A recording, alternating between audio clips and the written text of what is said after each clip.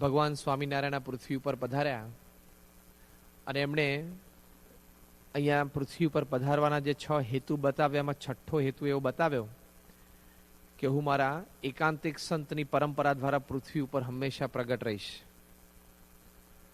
આવી વાત પહેલા કોઈ અવતારોએ કરી નથી. આવું પ્રગટપણું કોઈ અવતારે પૃથ્વી ઉપર રાખ્યું નથી. એમની મૂર્તિઓ હોય, મંદિરો હોય, શાસ્ત્ર હોય,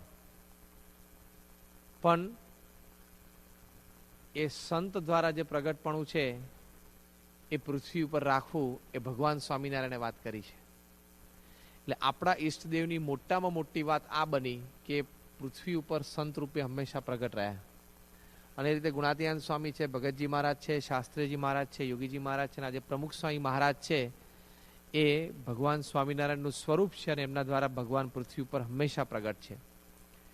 આવી રીતે આ સંતનો મહિમા વચનામૃતમાં પાને પાને મહારાજે લખેલો છે. કોઈક જગ્યાએ ભક્ત શબ્દ વાપર્યો છે, કોઈક જગ્યાએ સંત શબ્દ વાપર્યો છે, કોઈક જગ્યાએ સાધુ શબ્દ વાપર્યો છે, પણ એ બધા શબ્દો દ્વારા શ્રીજી મહારાજે ગુણાતીત સંતનો મહિમા લખેલો છે. કેવો મહિમા મહારાજે લખેલો છે વચનામૃતમાં? તો મહારાજે ગઢડા પ્રથમના 27માં વચનામૃતમાં આવા સંતનો મહિમા લખેલો છે કે આવા જે સંત છે એની સર્વે ઇન્દ્રિયોમાં ભગવાન રહ્યા છે, માટે એ તો આ બ્રહ્માંડના સર્વે જીવોની ઇન્દ્રિયોને પ્રકાશ કરવાને સમર્થ થાય છે. એની આંખમાં જોનારા ભગવાન છે. આ કોના વર્ડ્સ છે? શ્રીજી મહારાજના. ગઢડા પ્રથમનું 27મું વચનામૃત કે એમની આંખમાં જોનારા ભગવાન છે, માટે તો બ્રહ્માંડના સર્વે જીવોના આંખને વિશે પ્રકાશ કરવાને સમર્થ થાય છે. એમના પગમાં ચાલનારા ભગવાન છે, માટે તો આ બ્રહ્માંડના સર્વે જીવના પગને વિશે ચાલવાની શક્તિને પોષણ કરવાને સમર્થ થાય છે. આ વાત કરીને શ્રીજી મહારાજ કહે છે એમ આ સંત છે તો જગતના આધાર રૂપ છે. આ શબ્દ મહારાજે પ્રથમના 27માં વચનામૃતમાં વાપર્યા છે. આધાર રૂપ છે, કે જગતનો આધાર છે. 10 જ વચનામૃત પછી ગઢડા પ્રથમનું 37મું વચનામૃત, એમાં શ્રીજી મહારાજે વાત કરી છે કે આવા સંતની ચરણની રજને તો અમે પણ માથે ચડાવીએ છીએ. ભગવાન આવા સંતનો કેટલો બધો મહિમા લખે છે, પોતાના પરમ ભક્તનો મહિમા કેટલો લખે છે કે આવા સંતની ચરણની રજને તો અમે પણ માથે ચડાવીએ છીએ, એને દુખવતા થકા મનમાં બીએ છીએ, અને આવા સંતના દર્શને કરીને તો અનંત પતિત જીવોનો ઉદ્ધાર થાય છે એવા એ મોટા છે. એમના દર્શન માત્રથી અનંત પામર અને પતિત જીવનો ઉદ્ધાર થઈ જાય છે, એવા એ સમર્થ મોટા સંત છે. આ વાત મહારાજે ગઢડા પ્રથમના 37માં વચનામૃતમાં લખી. સારંગપુરનું 10મું વચનામૃત છે, એમાં શ્રીજી મહારાજે વાત કરી છે કે આવા સંતનું દર્શન થયું ત્યારે એમ જાણવું જે મને સાક્ષાત ભગવાનનું દર્શન થયું છે. કેવી સરસ વાત લખી કે આવા સંત પ્રમુખ સ્વામી મહારાજના દર્શન થયા, તમે પ્રમુખ સ્વામી મહારાજને જોયા એટલે તમારે એમ સમજવાનું કે મેં સાક્ષાત શ્રીજી મહારાજને જોયા. કયું વચનામૃત? સારંગપુરનું 10મું વચનામૃત. ગઢડા અંત્યનું 26મું વચનામૃત, એમાં શ્રીજી મહારાજે શરૂઆત કરી કે ભગવાનની પેઠે સેવા કરવા યોગ્ય સંત તે કેવા હોય.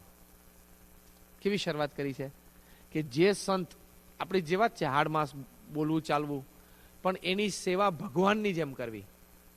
ભગવાનની પેઠે સેવા કરવા યોગ્ય સંત તેના લક્ષણ શું હોય? તો મહારાજે લખ્યું છે કે ઇન્દ્રિયો અંતઃકરણના ભાવને પોતે દબાવીને વર્તતા હોય, પોતાને ભ્રમરૂપ માનતા હોય અને પુરુષોત્તમ નારાયણની ઉપાસના કરતા હોય, એવા જે સંત તેને દેવ જેવા પણ ન જાણવા અને મનુષ્ય જેવા પણ ન જાણવા. તો કોના જેવા જાણવા? ભગવાન જેવા.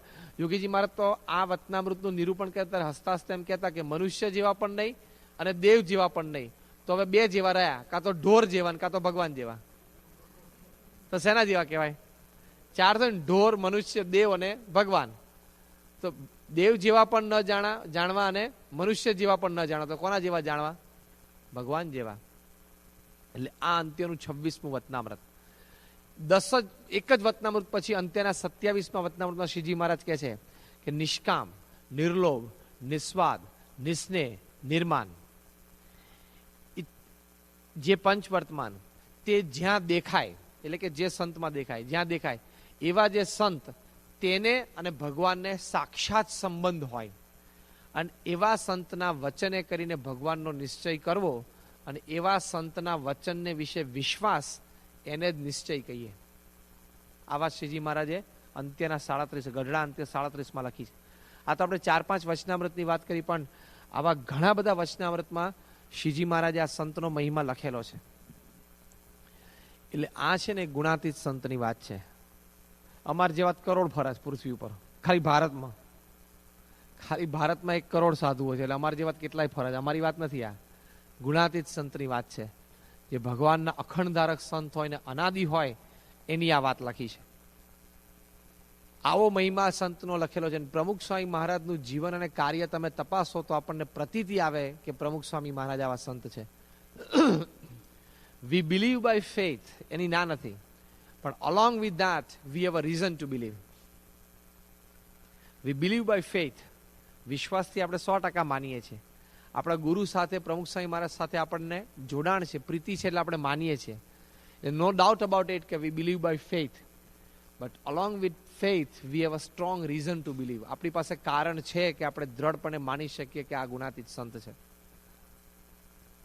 તો પહેલું જ લક્ષણ શ્રીજી મહારાજે લખ્યું છે કે ઇન્દ્રિયો અંતઃકરણના ભાવને દબાવીને વર્તે. દેહ ભાવ એનામાં હોય જ નહીં. દેહ ભાવ એટલે શું? આ બધું આપણું શરીર છે, દેહ, એના બધા ભાવ, કામ, ક્રોધ, લોભ, હારવું, જીતવું, અભાવ, ઈર્ષા, અવગુણ, આ કેટલા બધા દોષ ને સ્વભાવ ને પ્રકૃતિ આપણા હોય, એ આવા ગુણાતીત સંતમાં ના હોય. દેહ આપણા જેવો જ છે, 2 હાથ, પગ, નાક, કાન બધું આપણા જેવું જ છે, પણ એ આપણા જેવા નથી. બધું દેખાય છે આપણા જેવું, પણ આપણા જેવું નથી તંત્ર. એટલે પહેલી જ વાત ગુણાતીત સંતની આ વાત આઈને ઊભી રહે કે એનામાં દેહ ભાવ નથી. તમે જો પ્રમુખ સ્વામી મહારાજ જે 84 વર્ષની ઉંમરે કામ કરી શકે છે, આપણે અત્યારે બધા બેઠા છીએ, આપણે બધા ભેગા થઈને જે કામ ના કરી શકીએ એકલા કરે છે. And at the age of 84 આપણે ભગવાનની ઈચ્છાથી જો 84 વર્ષના જીવશું તો સુખ થતું હશે પ્રશ્ન. અને એ જો 84 વર્ષની ઉંમરે આખી BAPS સંસ્થા વન મેન શો રન કરે છે. હવે આપણે એક જોબ કે એક બિઝનેસ કે એક ઘર હોય તો સાંજ પડે શું થાય છે એ વિચારવાનું. તો આટલી મોટી સંસ્થા રન કરવી એ કઈ સહેલી વાત છે? ખાલી બધા જે કાર્ય કરનાર સંતો અને મુખ્ય હરિભક્તો વર્ષમાં એક વખત પ્રમુખ સ્વામીને ફોન કરે ને, વર્ષમાં એક વખત, તો એ પ્રમુખ સ્વામીને રોજના 20 ફોન તો આ એટેન્ડ કરવાના પર ડે. આજે પ્રમુખ સ્વામી મહારાજ પર ડે 35 થી 40 લેટર્સ વાંચે છે અને લખે છે. રોજના 30 થી 40 incoming and outgoing telephone calls. પછી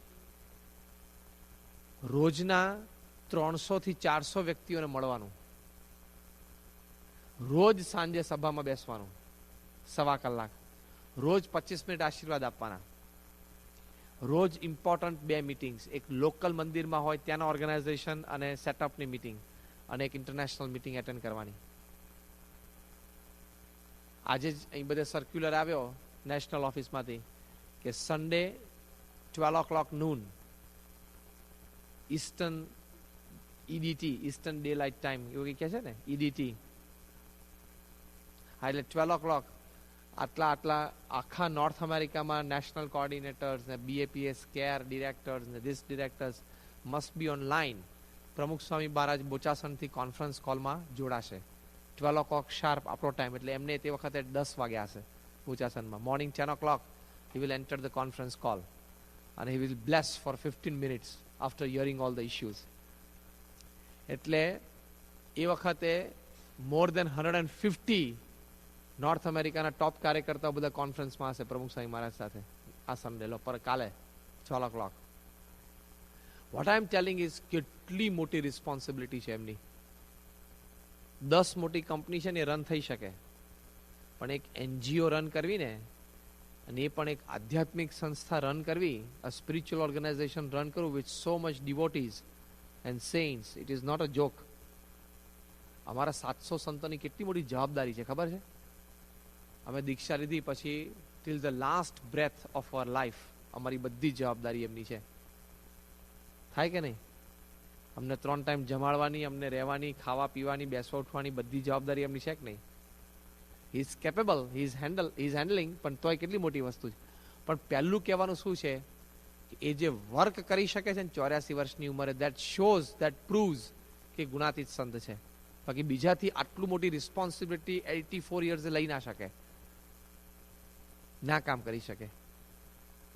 દુનિયામાં કેટલા માણસ હશે કે 84 વર્ષની ઉંમરે આવું કામ કરતા હોય, અને કરતા જરાય ના કરી શકે. આ લેવલનું કરી જ ના શકે. દિવસમાં 10-12 કલાક કરી શકતા હશે કામ. અને બધા એમને મળવા માટે આવે છે. 300 થી 400 વ્યક્તિઓ રોજ પર્સનલી પ્રમુખ સ્વામી મહારાજને મળવા માટે આવે છે. તે લોકો આવીને એમ કહે છે કે ઓહો, તમે તો પ્રગટ બ્રહ્મ સ્વરૂપ છો, એવું કહે છે આવીને. ઓહો, તમે તો ભગવાનના અખંડ ધારક સંત છો, એવું બધું બોલે છે. They come with their problems. એ પ્રોબ્લેમ્સ પેલો કે એને 1 મિનિટમાં સમજી જવાનો, એને તરત કહેવાનું, એ કોઈ સામાન્ય વાત છે? હું તમને એક પ્રોબ્લેમ રજૂ કરો, લો તમને જવાબ આપજો શું થાય. એક ભાઈ સ્વામી પાસે આવ્યા અને સ્વામીને વાત કરી કે મારી ટ્રાન્સફર થઈ, કારણ કે મારે પ્રમોશન આવ્યું એટલે મારી ટ્રાન્સફર થઈ, અને અહીંથી 500 કિલોમીટર દૂર જવાનું છે મારે, છેક ભાવનગરથી સાબરકાંઠા છે. હવે ડિસેમ્બરનો મહિનો છે. મારા એક દીકરા અને એક દીકરી છે, ધોરણ 10 અને ધોરણ 12માં ભણે છે. ઇમ્પોર્ટન્ટ યર્સ, ગ્રેડ 10 અને ગ્રેડ 12. અને મારે પ્રમોશનની ખૂબ જરૂર છે, કારણ કે એમાં થોડો મારો સેલરી ઇન્ક્રીઝ થાય, તો I need money proper family affairs માટે, એટલે એ મારે જરૂર છે. અને સામે મારા સંતાનો બંને અગત્યના વર્ષોમાં છે, 10મા અને 12મા ધોરણમાં. અને ડિસેમ્બર મહિનો છે. જો હું આ પ્રમોશન લઈને ટ્રાન્સફર લઉં તો આ લોકોનું અગત્યનું વર્ષ છે, એમાં સ્કૂલ બદલવી પડે, બેક હોમ મૂકીને જવાય એવું નથી, કોઈ રિલેટિવ્સ નથી, છોકરાજી કંઈ મોટા ના કહેવાય. નવા સ્થાને જઈએ તો ત્યાં સ્કૂલમાં જોઈન થાય તો અમુક કોર્સિસ અહીંયા થઈ ગયા હોય ત્યાં ના થયા હોય, અમુક અહીં ના થયા હોય ત્યાં થઈ ગયા હોય, તો મોટી ઉપાધિ. ટ્યુશન્સ ને સ્કૂલ ને બધું એરેન્જ થાય પણ ખરું અને ન પણ થાય. ઇમ્પોર્ટન્ટ વર્ષ છે, એમનું કરિયર આની પર ડિપેન્ડન્ટ છે. એનું ધ્યાન રાખીને જો હું પ્રમોશન ન લઉં તો મારે પગાર વધારો ન થાય, બીજું પ્રમોશન મને 7 વર્ષે મળે, તો હું શું કરું? પ્રમોશન લઈને ટ્રાન્સફર લઉં કે ના લઉં? આવું પ્રમુખ સ્વામી મહારાજને પૂછે. તમે જવાબ આપવામાં શું કહેવાનું, બોલો? જો બધા ચૂપ થઈ ગયા કે નહીં, સૂજે આપણને કંઈ શું બોલવું? સૂજે નહીં, દુખવા માંડે. આવા 3 જણા આવે ને હવારના પોરમાં તો આપણે તો માથું ફરી જાય, ભાઈ તમે જે કરવું એ કરજો, પછી સાંજે આવજો કે બધું નક્કી કરીને આવો કે છે, એવું થઈ જાય આપણને. કોકની આટલી બધી માથાકૂટ માથે લેવી. આપણે તો આવું કહી દઈએ, પ્રમુખ સ્વામી પાસેથી આ એક્સપેક્ટેશન લઈને ના આવ્યા હોય, clear cut yes or clear cut no, Pramukh Swami has to give on the spot decision. હા, if you think you can understand કે it's not a joke, it's not a small thing, આ કંઈ સામાન્ય વાત નથી. મેં કીધું ને, આપણે જે અહીંયા બધા અત્યારે હોલમાં બેઠા છે, આપણે આખી જિંદગી જેટલા ડિસિઝન્સ લેશું ને એટલું પ્રમુખ સ્વામી મહારાજ એક દિવસમાં લે છે. Every moment he is suppose to give a decision. આ ગ્રેટનેસ છે એમની. Every moment. આપણે તો જેમ કલાક બેઠા તો શાંતિથી બેસીને ગપ્પા મારીને વાતો કરીએ, એવું એમને ના હોય. Every moment is precious. અને ખાલી BAPSમાં નહીં, ઘણું બધું સોશિયલ હોય, ઘણું બધું નેશનલ હોય, ઇન્ટરનેશનલ હોય, એમાં એમનો ઓપિનિયન માંગે છે. ગવર્મેન્ટ માંગે, મોટી મોટી NGOs માંગે, કારણ કે એમનું ઓપિનિયન છે ને, it carries value, it carries weight. આપણે બોલી જઈએ, ના ના એવું ના કરવું જોઈએ, એવું ના એનાથી બોલાય. આપણે કંઈક ઇસ્યુ હોય ને તો આપણે ના ના, હવે એ તો કંઈ ખોટી જ વસ્તુ છે ને, આવું તો ના જ કરાય ને. એમ without understanding the issue, he cannot throw a statement, irresponsible statement like us. કારણ કે તો ગુજરાતમાં તો પ્રમુખ સ્વામી મહારાજ બોલે કે ના, આ વસ્તુ ન થવી જોઈએ, તો સેકન્ડ ડે કેવા રિએક્શન્સ આવે ખબર છે? ઇફ પ્રમુખ સ્વામી ગીવ્સ અ પબ્લિક સ્ટેટમેન્ટ, જબરદસ્ત રિએક્શન આવે. ગુજરાતમાં તો આખું ઉલટ સુલટ થઈ જાય, આખું Gujarat state, if you issues a statement on any issue. તો બહુ રિસ્પોન્સિબલ સ્ટેટમેન્ટ એમને મૂકવું પડે, આપણી જેમ નહીં ઉલાર ધરાર વગરનું. તો આટલી મોટી રિસ્પોન્સ. હવે આવો ઇશ્યુઝ આવે અને આવો એક આવે છે અને પ્રમુખ સ્વામીથી એને એમ કહેવાય છે કે એમ કર કે હું છે ને તને કાલે કહું, એવું કે પ્રમુખ સ્વામી મહારાજ? હી ડઝન્ટ હેવ ટાઈમ, એને પાસે ટાઈમ જ નથી આવા તો. અને પાછળ તો આ લાઈન ઊભી હોય ને, પાછળ તમે ઇન્ડિયામાં બધી જગ્યામાં મુલાકાતીની લાઈન ઊભી હોય, આવા તો પાછળ 25 ઊભા હોય. કેનેડા જવું કે ના જવું, તો એ પ્રમુખ સાહેબ નક્કી કરવાનું. આવું થયું છે ને આવું થયું છે, કેનેડા જવું કરીને ઊભો રહી જાય તો સામે વકાસીને ડાચું આમ મોવા કરીને સામે પ્રમુખ સ્વામી મહારાજે કહેવાનું, તો આમ બહુ દઈને ઊભો રહી જાય. પણ સામે પ્રમુખ સ્વામી ડિસાઈડ, પ્રમુખ સ્વામીના યસ ઉપર યસ થવાનું હોય આખું ફેમિલી, અને પ્રમુખ સ્વામીના નો ઉપર નો થવાનું હોય. ખબર છે? કોઈ સામાન્ય વાત છે? સ્વામીએ કેટલાના લાઈફમાં કેટલા ઇમ્પોર્ટન્ટ ડિસિઝન્સ આપ્યા છે ખબર છે? In millions of persons life he has given personal decision. હવે આમાં સ્વામીને કહેવું પડે કે ઓકે ટ્રાન્સફર લઈને જા, છોકરાનું સેટ થઈ છે, આશીર્વાદ છે. અથવા તો કહેવું પડે કે ના, ભગવાનની દયાથી ભલે છોકરાને રહ્યા, એ લોકોનું વર્ષ અગત્યનું છે, બીજું પ્રમોશન આવશે, આશીર્વાદ છે. બેમાંથી એક તો બોલવાનું જ ને. અને પેલો જ જાય એટલે પાછો બીજો આવ્યો હોય કે બાપા આપણે દીકરાનું છે ને લગ્ન એક જગ્યાએ ગોઠવ્યું હતું પણ છૂટાછેડા થઈ ગયા છે, એટલે હવે પાછું 2 વર્ષ એના થઈ ગયા, અને પછી કોર્ટનું બધું પતી ગયું છે, હવે બીજો ઠેકાણે આપણે જોયું છે, પણ હવે દીકરીનું આમ છે ને પેલાનું આમ છે, ને પછી હવે ગોઠવીએ, નક્કી કરીએ કે ના કરીએ. આજે નક્કી કરવાનું છે સાંજે, તો તમે કહો. હવે એ બીજો સ્વામી પાસે આવે, સ્વામી પાસે એને બે પ્રશ્ન પૂછવા કે આ શું આમ શું કહે? હા આશીર્વાદ છે, કરી નાખજો, 2 સુખી થશે. ફટ નીકળે. ત્રીજો આવે કે સ્વામી મેં ગ્રેજ્યુએશન અહીં MS યુનિવર્સિટીમાંથી કરી લીધું કમ્પ્યુટરનું, મારે MS કરવું છે, તો હું ઓસ્ટ્રેલિયા જાઉં કે કેનેડા જાઉં કે અમેરિકા જાઉં, ક્યાં જાઉં? મને 3 જગ્યાએ યુનિવર્સિટીમાં તો એડમિશન્સ મળે છે, હું ક્યાં જાઉં? તો સ્વામીએ નક્કી કરો, સ્વામી કે એમ કર, સારું ઓસ્ટ્રેલિયા જ આશીર્વાદ છે, પતી ગયું. That means every 15 seconds he is giving a decision. જે આપણે આખી જિંદગીમાં અગત્યનું આમ મોઢું વકાસીને ડાચું પકડીને ડિસિઝન લઈએ ને, આમ બે બારી સામે બેહીને શું કરીશ શું કરીશ શું કરીશ એવું થાય ને, જે એ પ્રમુખ સ્વામી મારે એવરી 15 સેકન્ડ આપવાનું. સમજો, આ બહુ સહેલી વસ્તુ નથી. આપણે તો ખાલી શર્ટ પહેરવાનું હોય ને બહાર જતી વખતે, તો એમ કબડ ખોલીને બેસે કયું પહેરું કયું પહેરું, એમાંય મૂંઝવણ. એમાંય આપણે સરખું ડિસિઝન ના લઈ શકીએ કે આ કયું પહેરું તો સારું લાગશે. હવે જો તું બધું જે પહેર તું છું એવો જ લાગવાનો છું, તું કંઈ સારો નથી થઈ જવાનો રાતોરાત, જેવો તને બનાવ્યો છે એવો જ દેખાવાનો છું, તો કે ના હું કેવો લાગીશ કે છે ભાઈ, તું એવો જ લાગવાનો છે, કોઈ જોનાર નથી તને. પણ એવું લાગે આપણને. હવે કહેવાનું શું છે કે એવો નાનો નિર્ણય પણ ઘણી વખત આપણે એમાં મૂંઝવણમાં આવી જઈએ. તો સ્વામીને તો કેટલા મોટા મોટા નિર્ણય આપવાના. અને આ તો મળનારા ઘણી વખત તો ઓન ફોન સ્વામીને પૂછે, સીધો જ અમેરિકાથી ફોન આવે, બાપા ઇન્ડિયા હોય તો, અથવા અહીંયા હોય તો ઇન્ડિયાથી ફોન આવે કે સ્વામી આવું થયું છે. અને ફોન એટલે it is an emergency call on પ્રમુખ સ્વામી, કે સ્વામી આવો એક પ્રોબ્લેમ ઘરમાં ઊભો થયો છે, શું કરું? ઘણી વખત તો ઘરમાં હેવી ફાઇટિંગ ચાલતું હોય, પ્રમુખ સ્વામી મહારાજને લાઈવ કોલ કરે કે સ્વામી આ બધું ઘરમાં ચાલે છે, શું કરું? હવે તાર આ ધંધા તે માંડ્યા ત્યારે પ્રમુખ સ્વામી પૂછ્યું હતું, હવે બધું મોટો ઇસ્યુ ઊભો થયો ત્યારે પ્રમુખ સ્વામી મહારાજને લાવવા અંદર. પણ તો પણ આપણા ગુરુની આપણી ઉપર બહુ મોટી કૃપા છે કે આપણને આમાં માર્ગદર્શન આપે છે. બાકી તેમ કહીને ઉભા રહે, જો લ્યા તારે છે ને શાંતિ સભામાં આવવાનું, ધૂન વખતથી બેસી જવાનું, કથા સાંભળવાની, દર્શન કરીને જતું રહેવાનું, માથાકૂટ નહીં કરવાની, શ્રદ્ધા પૈસા મૂકી દેવાના. બીજા ધર્મગુરુ ને એવું કહી દે, ખબર છે? તો સ્વામી કે ના પૂછી, બિચારો પ્રેમથી હળે મળે આ છે. અમે તો જોયું છે કે બાપા રાત્રે આમ 10:30 વાગે સુવા જતા હોય, પલંગ ઉપર બેઠા હોય, ગાતરિયું કાઢી નાખ્યું હોય, પાણી પી લીધું હોય, આમ સૂતા હોય, લેન્સ બંને આંખમાંથી સેવક સંતે કાઢ્યા હોય, અને તે વખતે કોકનો ફોન આવે. હમણાં જ સ્વામી રાજકોટ હતા, અમે ત્યાંથી આવ્યા ત્યારે એક ફોન એવી રીતે રાત્રે આવ્યો હતો.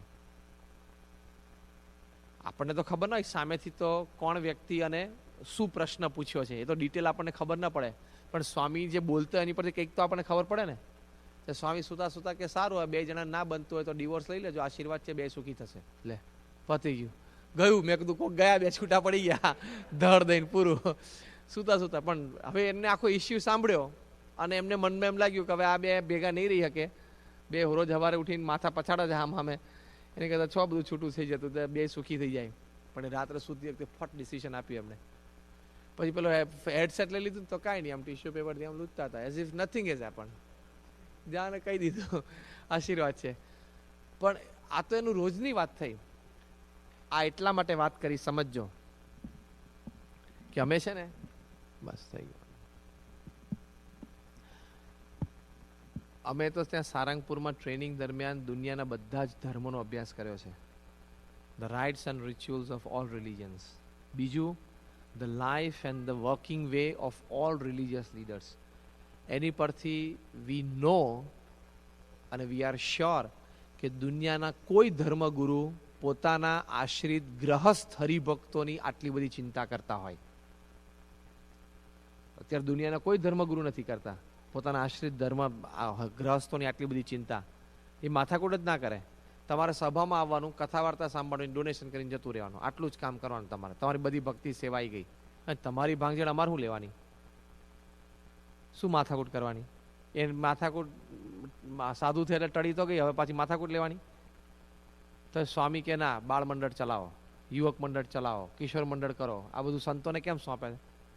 બિચારો સાધુ ના થયા હોત તો 2 છોકરાનું ધ્યાન રાખે. સાધુ થયો એટલે ગામના 100 જણાનું ધ્યાન રાખવું પડે છે ને. સાધુ ના થયો હોત તો 1 કે 2 છોકરા હોત તો 1 કે 2 છોકરાને ધ્યાન રાખે, ઉછેરીને મોટા કરવાના. અને સાધુ ના થાય એટલે પેલા બાળ મંડળના સંતોને ગામના 100 જણાનું ધ્યાન રાખવાનું, કોકના છોકરા, અને ધ્યાન અમારે રાખવાનું મંદિરમાં.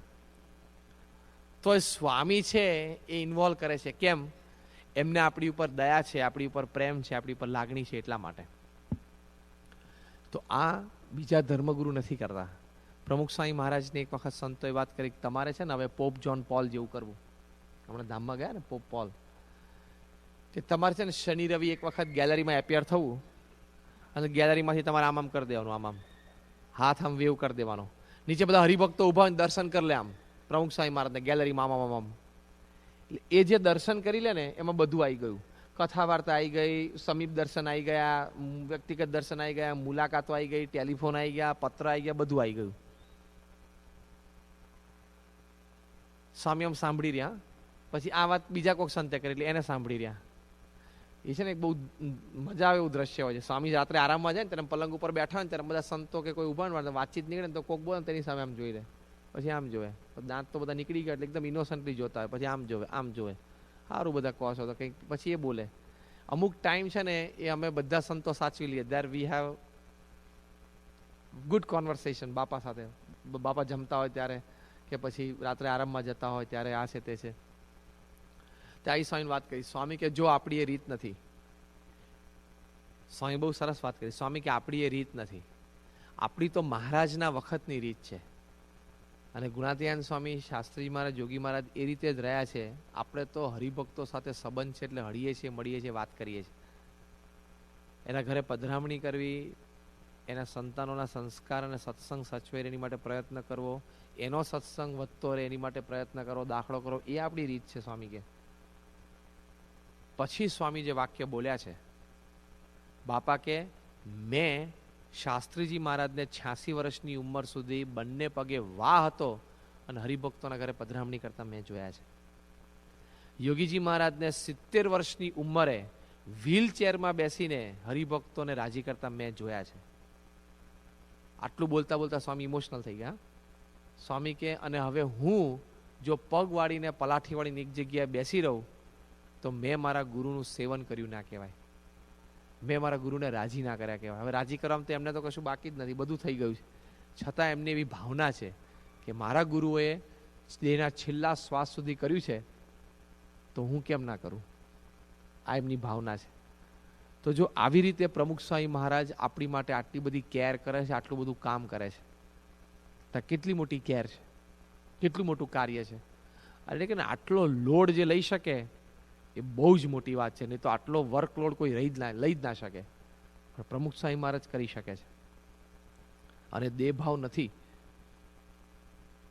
સ્વામી એક વખત સારંગપુરમાં પત્ર લેખન કરતા હતા. બપોરે લગભગ 4-4:30 સમય થયો હશે. અને નૈરોબીના આપણા હરિભક્ત હતા નાગજી કાકા, મુરસિસ્વા ગામના, એમના દીકરા ઘનશ્યામભાઈ, એ નૈરોબીથી લંડન થઈ અને ઇન્ડિયા આવેલા અને પછી સારંગપુર તે વખતે જ પહોંચ્યા. ઠાકોરજીના દર્શન કરીને બાપાના રૂમમાં ગયા. એમની સાથે પ્લાસ્ટિક બેગમાં નૈરોબી અને લંડનના હરિભક્તો અમદાવાદથી ના આવ્યા એટલે બીજા સ્થાનિક પત્રો, 2 મોટી મોટી થપ્પી હતી પત્રોની. પ્રમુખ સ્વામી મહારાજ ઉપર પત્રો લોકોએ હરિભક્તોએ લખ્યા હોય અથવા કોઈ ગુણભાવીઓ લખ્યા હોય તો 2 મોટી મોટી થપ્પી એમની સાથે પ્લાસ્ટિક બેગમાં હતી. તો અંદર પહોંચ્યા તો સ્વામીને આમ દંડવત કર્યા. ત્યાં જોયું તો સ્વામી તો પગ ઉપર પગ ચડાવીને ચશ્મા લખીને પત્ર લેખન કરતા હતા. અને બાજુમાં ધર્મચરણ સ્વામી બેઠા હોય, એક એક પત્ર ફાડી અને વાંચી અને સ્વામીને કહે, સ્વામીને આન્સર્સ આપે. તો અને બાજુમાં ટેબલ ઉપર બે મોટી મોટી થપ્પી પત્રોની પડેલી સ્વામીની બાજુમાં. ઘનશ્યામભાઈ આ જોઈ, આમાં જે બાણું ખોઈને દંડવત કર્યા ને સ્વામી આમ ઊંચું જોયું કે ઓહ ઘનશ્યામ આવી ગયો, તો કે હા બાપા. પછી આમ પત્ર લેખન કરતા કરતા જ વાત કરશે કે ક્યારે નીકળ્યો તો નૈરોબીથી, પછી કે બાપા આ રીતે લંડન ક્યારે પહોંચે, બધી જવાબ લખતા લખતા સાથે વાતો કરતા હતા. ઘનશ્યામભાઈને મનમાં એવો વિચાર આવ્યો કે ઓહો સ્વામીને કેટલું બધું કામ છે, કેટલો બધો ભીડો છે. આ ઉંમરે તો સંસારમાં કોઈ વ્યક્તિ આરામથી પીસફુલ લાઈફ એન્જોય કરે ને, રિટાયર્ડ લાઈફ એન્જોય કરે, અને સ્વામીને તો કેટલો બધો ભીડો છે, કેટલો બધો વર્કલોડ છે.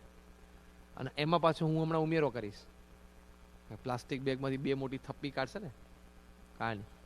એટલે it didn't feel like giving those letters now. એમ થયું કે આ લેટર્સ છે ને હું ધર્મચરણ સ્વામીને પછી આપી દઈશ, બાપાની દેખતા તો મારે નથી કાઢવા. I would not be able to do it. આ કેટલો બધો પત્રો છે, જે આટલા બધા પત્રો હું કેવી રીતે મૂકું, એક્સ્ટ્રા ભીડો બધો.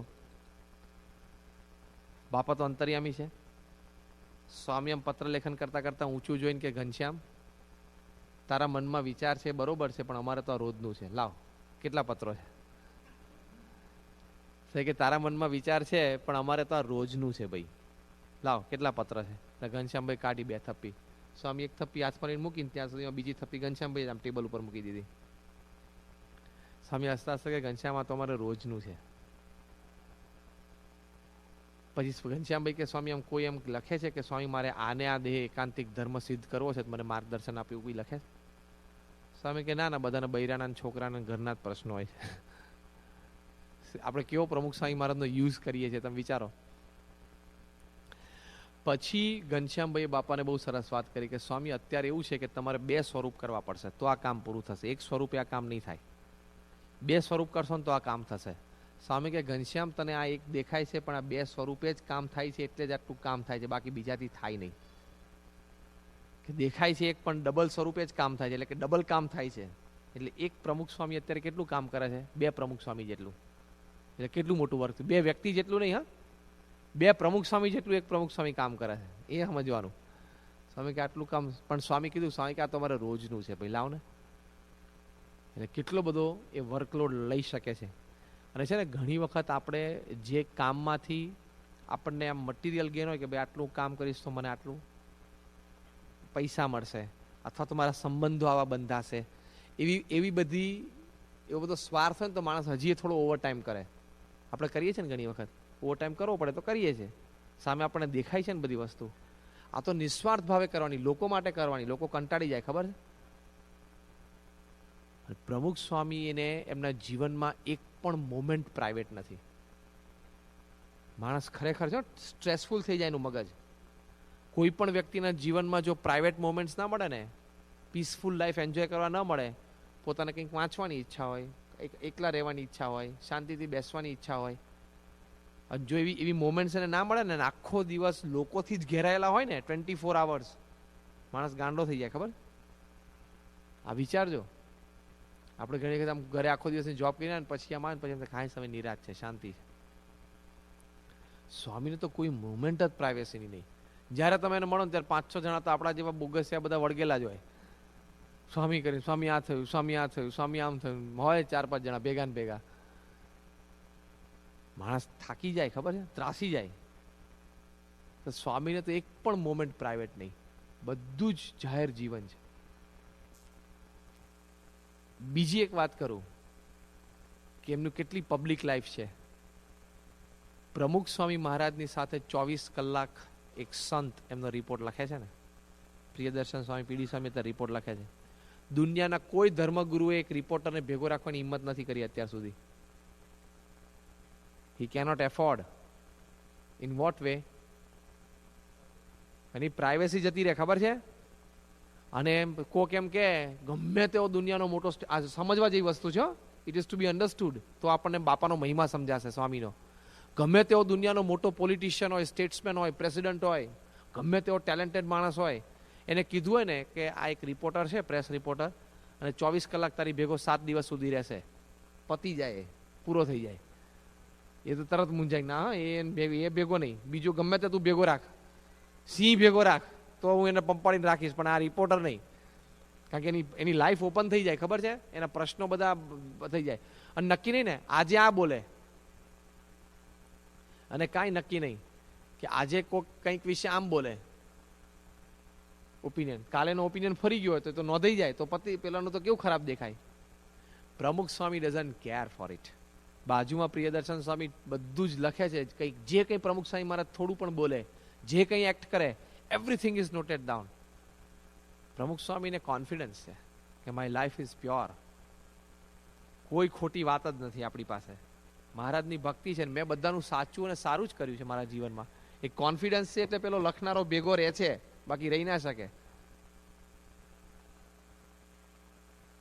કોઈ મોમેન્ટ્સ પ્રાઇવેટ નહીં એની, બધું જ નોંધાઈ જાય છે. અને એ તમે રિપોર્ટ વાંચો, ઇટ ઇઝ રિયલ નેક્ટર, અમૃત છે. પ્રગટ સંતના ચરિત્રમાં રિયલ તમને નેક્ટર લાગે. કેટલું ફાઇન એમનું વર્તન છે, કેટલી બધી પ્રેરણા લોકોને મળે છે. લોકોને મળે છે ત્યારે જે વાતો થાય છે, લોકોને જે ઉપદેશ આપે છે, એમનું સાહજિક વિચારધારા, એમનું વર્તન કેટલું અદ્ભુત છે. તો જે વ્યક્તિ અમૃત સમાન હોય, like a nectar, only he can afford to have a reporter 24 hours. બાકી તો his second side comes out. એની બી સાઈડ હોય ને એ બહાર આવવા માંડે, ખબર છે કે લે આ તો આવો છે, આ તો આવો છે. અને કોઈ ધર્મગુરુ 50 કે 100 માણસની હાજરીમાં જમવાની હિંમત ના કરે. કંઈક ભાવતું હોય તો વધારે ખાવાની, શ્રીખંડપુરી વધારે ભાવતો હોય, ચાર તપેલી 4 વાટકી ઠપકારવી હોય તો અમે 50 જણા આપણા જેવા આમ ને આમ જોતા હોય. આપણે છે ને સ્વામી ભોજન કરવા બેઠા હોય ત્યારે આપણા જેવા 50-70 ને રાજકોટમાં તો 100 જણા બેસે છે, 200 જણા બેઠા હોય, સારંગપુરમાં તો 250 જણા બેઠા હોય, સંતો અને બધા કાર્યકર્તા યુવકો. વાતચીત ચાલતી હોય, પ્રશ્નોત્તરી ચાલતી હોય, કંઈક કોઈ રજૂઆત કરે, બાળકો કંઈક વાર્તા કથન. સ્વામી જમતા જમતા એને બાળકને અટેન્ડ કરે, કોઈ કિશોર હોય, યુવક હોય, અથવા તો કંઈક કાર્યકર દ્વારા રિપોર્ટિંગ થતું હોય તો એને એટેન્ડ કરે. જમતા જમતા કોઈકને એટેન્ડ કરવા કંઈ સહેલી વાત છે? અને એમાં આપણે જમતા હોય કોઈક 2 જણા આમ સામે સામે ઉભા રહ્યા હોય જોતા હોય તો શું થાય? પહેલું શું કહીએ? અલે ભાઈ આ બેન ભૂખ લાગી જમાડ દેજો ને. આ બેન હાથમાં ડીશ પકડાઈ દો કે છે.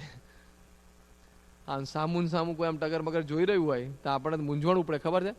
આમ ખાતો ખોળીઓ ઉતરે નહીં, ખબર છે, અંદર ગળામાં જાય નહીં, અહીં અટવાઈ જાય વચ્ચે. એમના શું થશે?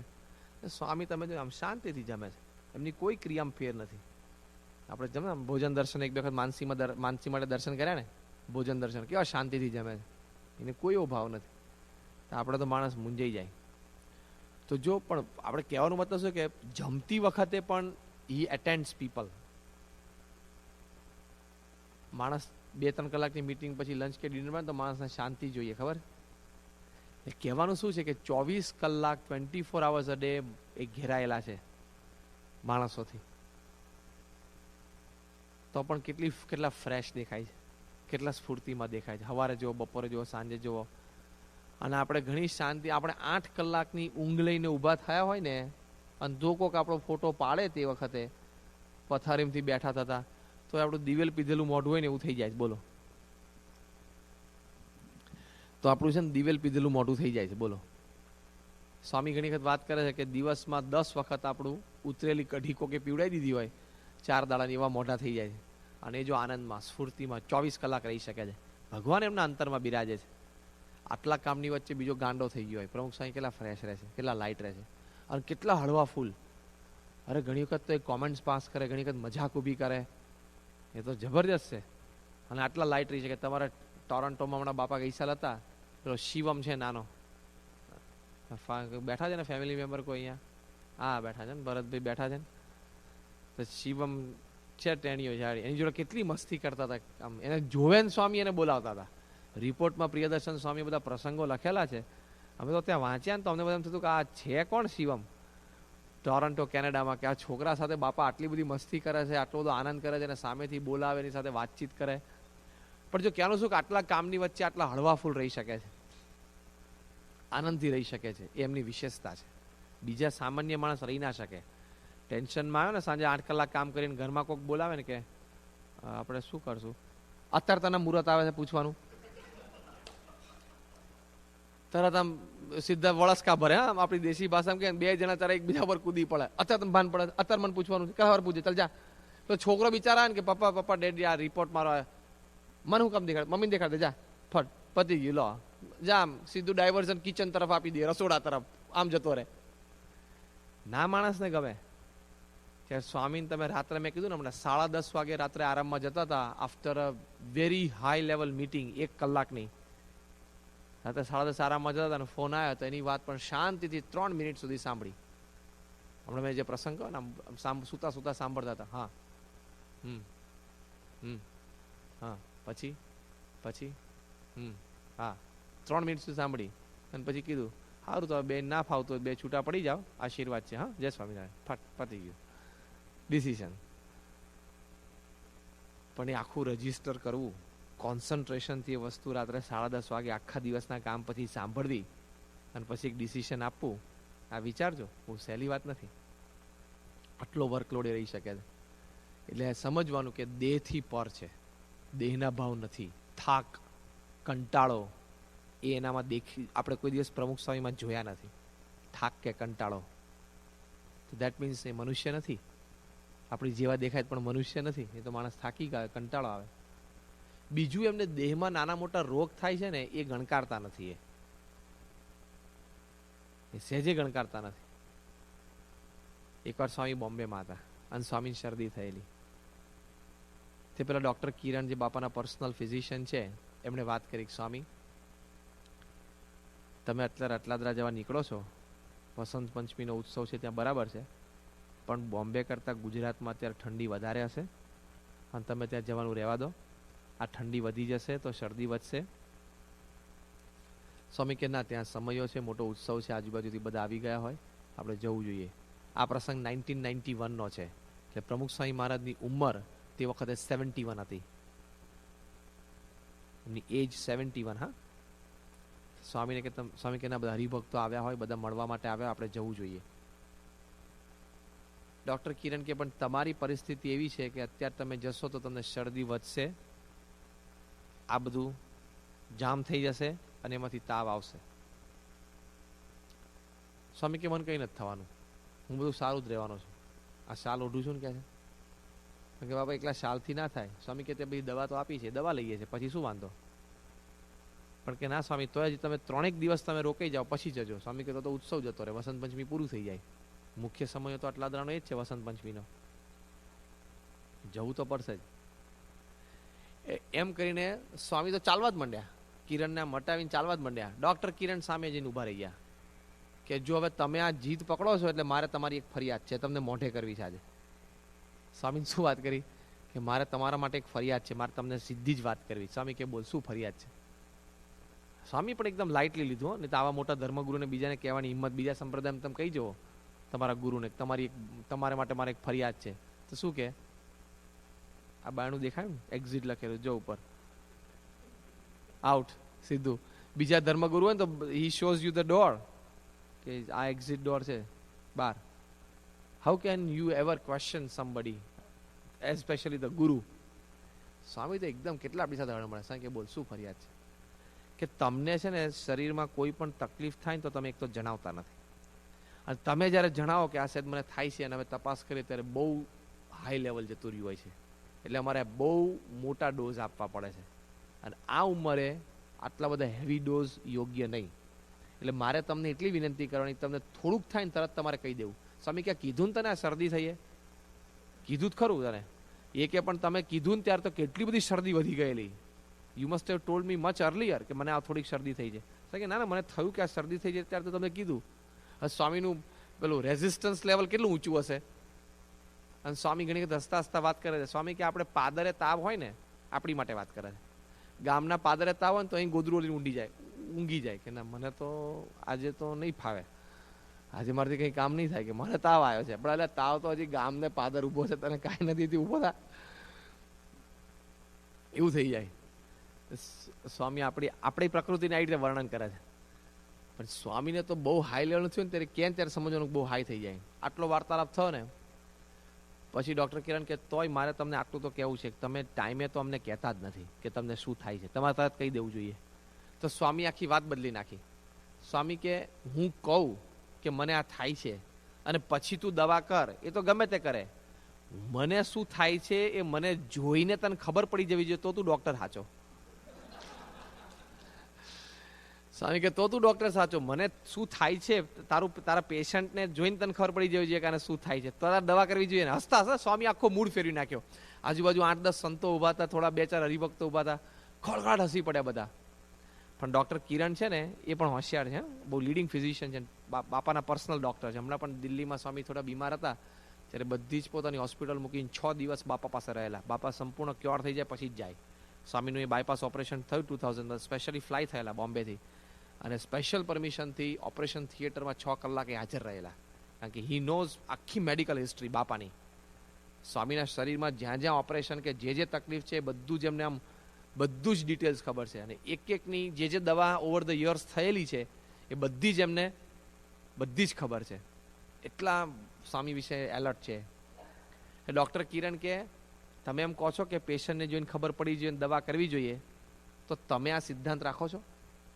તમે તો ગુણાતીત સંત છો, તમારી જેમ અમે અંતર્યામી તો નથી. તમે તો અંતર્યામી છો તોય એવી અપેક્ષા રાખો છો ને એવું કહો છો કે અમારી પાસે નિષ્કપટ થવું, અમને કહેવું કે મારામાં દોષ વર્તે છે, પછી તમે દવા કરો છો ને.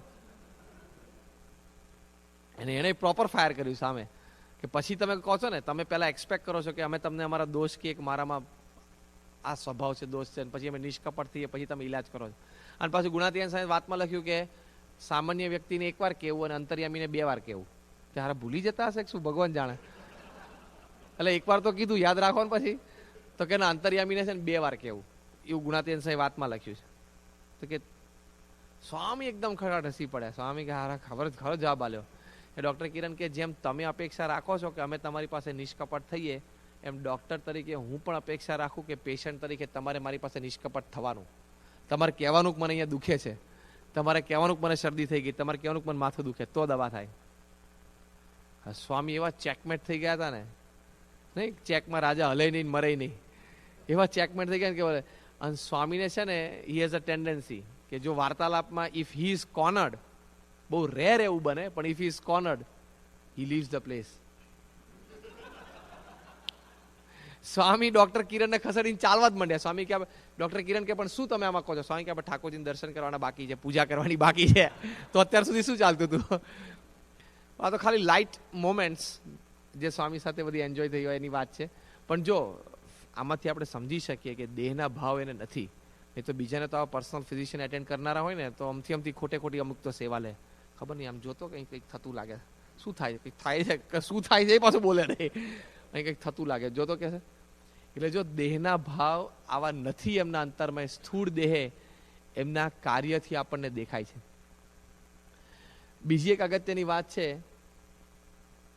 ને એમને દેહના ભાવ એ નથી કે એમને કોઈ ઠેકાણે કોઈ સ્થાનનું બંધન નથી. તમે જો ટોરન્ટોમાં આવે તો આપણી સાથે હળે મળે, બોલે, ચાલે, આનંદ કરે, અને the moment he leaves the place જાણે ગયા જ નથી, ભૂલી જ જાય, સ્ક્રિપ્ટ ઇરેઝ થઈ જાય, ફટ ગાડીમાં બેસે એટલે. અને બીજી એક એમની ઇમ્પોર્ટન્ટ હેબિટ એવી છે કે જ્યારે મંદિરમાંથી વિદાય લે ને ગાડીમાં બેસે ને પછી એકવાર ગાડીમાં બેઠા પછી કોઈની સામે નહીં જોવે. જોજો તમે માર્ક કરજો. પ્રમુખ સ્વામી મહારાજ એક વખત અહીંયા મંદિરમાં 5 દિવસ રહે, 7 દિવસ રહે, 10 દિવસ રહે, બધા સાથે હળે મળે. એક વાર વિદાય લેવા માટે ગાડીમાં બેઠા, આજુબાજુ હજારો લોકો હાથ જોડીને ઊભા હશે પણ કોઈની સામે નહીં જોવે. અને જોજો, માર્ક કરજો. અને કદાચ નીકળતી એકદમ સાહજિક કોક નજર ગઈ ને તમે જય સ્વાન કરી દે, થોડું કામ કરી દે. એ જે ઘણી વખત છે ને જે વિદાયનો ઇમોશનલ મોમેન્ટ્સ હોય ને, એ ડઝન્ટ ગેટ કેરીડ અવે, એમ જરાય ડ્રિફ્ટિંગ ના થાય. અને આપણે છે ને બધા ઉભરા છે ને ગાડી બેસીને પછી જ આવે. કોઈક જગ્યાથી આપણે જતા હોય ને તો કાચમાંથી હાથ લાંબો કરે ને આમ જય સ્વાન કરે ને આમ હાથ પકડાય ને એ બધા ઉભરા છે ને, બધા લાગણીના એ બધા ગાડીમાં બેઠા પછી જ આપણે ઉભરાય. કારણ કે આપણે હજી માઇક ભાવ છે બધા. હી ઇઝ સો સ્ટેબલ, બહુ જ. એટલે આ એના દેહ ભાવ નથી. તમે ચાલતા હો અથવા તો તમે ખાલી નોટિસ કરો કે અત્યારે I am being watched by 5 people, you become conscious.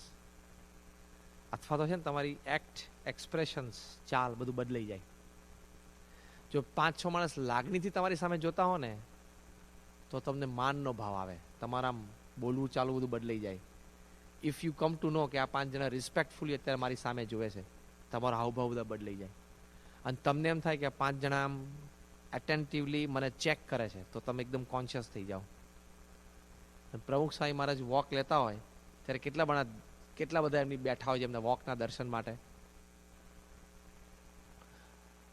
સવારે 6:40 વોક કરવા આવે ત્યારે કેટલા લોકો, 400, 500, 1000 માણસ બેઠા. ઇન્ડિયામાં તો 1000 માણસ બેઠા હોય વોક લે. સવારે 6:40 આખું ફેમિલી નહીં ધોઈને તૈયાર થઈને પૂજા પાઠ કરીને મંદિરમાં આવી ગયા હોય. અને comes out for his walk. લોકો પ્રેમથી દર્શન કરે, પ્રેમ પાછા આમ નીકળી જાય, પછી આમ ભેગા જોવે, પછી આમ વોક લેતા આમ જોતા હોય. તો એમની ચાલમાં કોઈ ફેર પડે છે? આ બહુ વિચારવા જેવી વાત છે. એમના વોક, એમના સ્ટ્રાઇડ્સમાં કોઈ ફેર પડી જાય છે? આમ હાથ મુવમેન્ટમાં ફેર પડી જાય છે? જે એકલા હોય અને ચાલતા હોય અને 1000 માણસ એમને જોતા હોય ચાલતા હોય, સરખી જ ચાલ છે. એ ચાલમાં છે ને અહંભાવ નથી આવતો, આમ આઈનેસ નથી આવતી. See I am being watched by 1000 people. સવારે 1000 લોકો મને જોવા માટે આવે છે, એવું એમને નથી થતું. નોર્મલ જ ચાલે છે. એટલે જે એની દિનચર્યા પણ હજારો માણસની વચ્ચે સાહજિક કરી શકે છે, એમનામાં દેહભાવ નથી એટલે કરી શકે છે. અને આપણે જે બીજી આ વાત કરી કે એમને કોઈ ઠેકાણે બંધન નથી. પ્રમુખ સ્વામી મહારાજ અટલાદરામાં હતા અને એક ક્વિઝમાં એમને પૂછવામાં આવ્યું. ક્વિઝ એવી હતી કે 3 ઓપ્શન્સ હોય, એમાંથી એક ટીક કરવાના. એમાં ટીક કરતા કરતા ક્વિઝનું પ્રોગ્રામ આગળ વધતા એક પ્રશ્ન એવો આવ્યો કે તમને કયું સ્થાન વધારે પ્રિય છે, અટલાદરા, અમદાવાદ કે સારંગપુર? સ્વામી એમાં ટીક ના કર્યું. સ્વામી કે અમને 3 સ્થાન ગમે છે. એટલે એક ક્વિઝનો આન્સર ફ્લોપ ગયો, કારણ કે એમાં તો પછી ટીક કર્યું એની સામે કોઈકને મેચ થાય તો આન્સર આપવાનો ને, એને માર્ક્સ આપવાના ને. સ્વામી કે 3 સ્થાન અમને ગમે છે, બંધન જ નથી એમને. એક વખત સ્વામી બોલેલા, આપણે પ્રસંગની વાત કરેલી. સ્વામી કે મને આ વ્યક્તિ સાથે ફાવે અને આ વ્યક્તિ સાથે ન ફાવે એવું નથી. સ્વામી કે મને બધા સાથે ફાવે છે. અને આપણે જોઈ શકીએ છીએ ને, બધા સાથે કામ કરે છે, બધા સાથે ફાવે છે. અને આપણે તો બહુ સિલેક્ટિવ હોઈએ. અમુક વ્યક્તિ સાથે આપણને વધારે ફાવે, અમુક સાથે થોડુંક મધ્યમ ફાવે, અમુક જણ જોડે થોડું ઓછું ફાવે, અમુક જણ જોડે આપણે ફાવે જ નહીં. 2-4 વાર મળ્યા હોય ને પછી આપણે એમ થાય કે નહીં, આની જોડે આપણને નહીં મજા આવે, પતી ગયું, બાદ બાકી ચોકડી પાકી જાય. પછી કદાચ હળીએ મળીને જયસ્વાણ કરીએ પણ બહુ લાંબુ ના થાય એની જોડે. ત્યારે સ્વામીને એવું છે, સ્વામીને બધા જોડે ફાવે છે અને બધા સાથે કામ કરી શકે છે અને બધા પાસેથી કામ લઈ શકે છે. દેટ પ્રૂવ્સ કે હી ઇઝ અ ગુણાતીત. એ ગુણના ભાવથી પર છે. નહીં તો આપણી જેમ રજોગુણ તમોગુણના ભાવ હોય ને તો આવું ના થઈ શકે. એટલે એમનામાં દેહ ભાવ નથી. હજી એક મુદ્દો આપણને પ્રૂવ કરી શકીએ, આપણે રીઝન આપી શકીએ કે એમનામાં દેહ ભાવ નથી, એ કે એમને સતત એવી ભાવના છે કે મારા સંગમાં જે આવે એ આ સંસારના બંધનમાંથી, એ આ માયાના બંધનમાંથી છૂટે. સ્વામી ત્યાં બોચાસનમાં હતા ને, આપણો એક યુવક છે ઇંગ્લેન્ડનો, પરેશ રૂઘાણી, અમારી સાથે સાધુ થવા માટે આવેલો. પછી એને ઘરેથી બહુ રજા નથી મળી, ખાસ કરીને એના મધર ને એના ફાધર, બંને ની આમ ઈચ્છા નથી, એના મધરની બહુ ઈચ્છા નથી, એટલે પછી એને એ દીક્ષા લઈ ના શક્યો. He is a chartered accountant અને ત્યાં ઇંગ્લેન્ડમાં એને બહુ સારી જોબ છે. પણ એ બાપા પાસે આવેલો ફરવામાં 1990માં વિચરણમાં. એના એક ફાસ્ટ ફ્રેન્ડ સત્સંગીએ એક લેટર લખીને મોકલેલો એની સાથે, તું આ બાપાને લેટર આપજે. અને પર્સનલી એને કહ્યું કે મારો પ્રોબ્લેમ તું આખો લેટર વાંચી અને બાપા પાસે પ્રોપરલી પ્રેઝન્ટ કરજે અને પછી મને કહેજે કે સ્વામી બાપાએ શું કહ્યું. એટલે બોચાસણમાં એને સ્વામીને વાત કરી કે મારે તમારી સાથે બેસવું જ, આપણે એક હરિભક્તનો પ્રશ્ન છે. સ્વામી કે વાંધો નહીં. એ સ્વામી અંદરની રૂમમાં બેઠા હતા ને બધા એકદમ જે પ્રાઇવેટ ઇશ્યુઝ હોય, એકદમ ઇન્ટરનલ ફેમિલી ઇશ્યુઝ, એકદમ કોન્ફિડેન્શિયલ ઇશ્યુઝ હોય તો બહાર રેગ્યુલર મુલાકાતીઓ ને એ પાછા અંદર જાય ત્યારે એ પાછું એ સેક્શન જુદું હોય. એવા 2-5 જણા એવા હોય કે જેને તો બિચારા પતિ જ જવા આવ્યા હોય, એના ઇસ્યુ, એનો કેસ, એનું ડિસેક્શન ને ઓપરેશન પાછું અંદરની રૂમમાં થાય. એ પાછું જુદું તંત્ર હોય. એ છે ને, એ તો હાઈ ઇમરજન્સી અને સખત મોટા પ્રોબ્લેમ્સ. અને અમુક પ્રસંગો તો આપણે જાહેરમાં કહી ના શકીએ, અમને સંતોને ઘણા બધા ખબર હોય કેવા કેવા ફેમિલીઝના કેવા પ્રશ્નો ઊભા થાય છે. ઓહો, જબરજસ્ત પ્રશ્ન. હસબન્ડ વાઈફના પ્રોબ્લેમ્સ હોય, અને પ્રોબ્લેમ્સ તો ક્યાં સુધી અમુક તો પહોંચ્યા હોય, અનઇમેજિનેબલ લિમિટ સુધી પહોંચી ગયા હોય.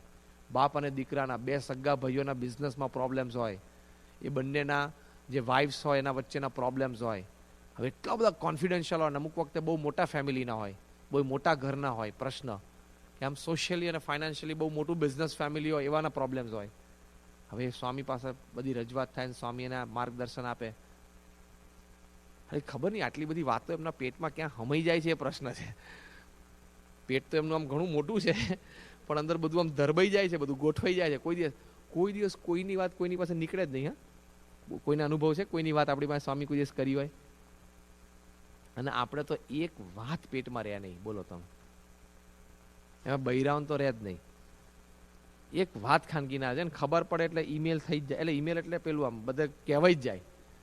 ખબર પડી તને તો કે ના આવું થયું તું કે છે એમ કહીને બધે કહી દે. આપણા પેટમાં વાત ટકે જ નહીં. કહી જ દે, પોતાના અંગત મિત્ર નજીકના કહી જ દેવાની વાત આવે. પ્રમુખ સ્વામી મહારાજને આજે સત્સંગમાં થાઉઝન્ડ્સ ઓફ ફેમિલીઝની મોસ્ટ કોન્ફિડન્શિયલ વાતો ખબર છે. બોલો, હી નોઝ. છતાં એને હળે મળે બોલે છે ને તમને ખબર જ ના પડે કે આનો સિરિયસ એક ઇસ્યુ સ્વામીને ખબર છે. આઉટર એપિયરન્સમાં સ્વામી એકદમ નોર્મલી બિહેવ કરી શકે છે. તો પરેશ રૂઘાણીએ બાપાને વાત કરી કે સ્વામી આપણા પેલા હરિભક્ત છે એનું નામ આપ્યું. એનો પ્રશ્ન એ છે કે એના વાઈફ એને રોજ મારે છે.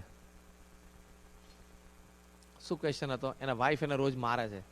કોક હોય એવા આવા કેસ બનતા હોય છે પૃથ્વી પર.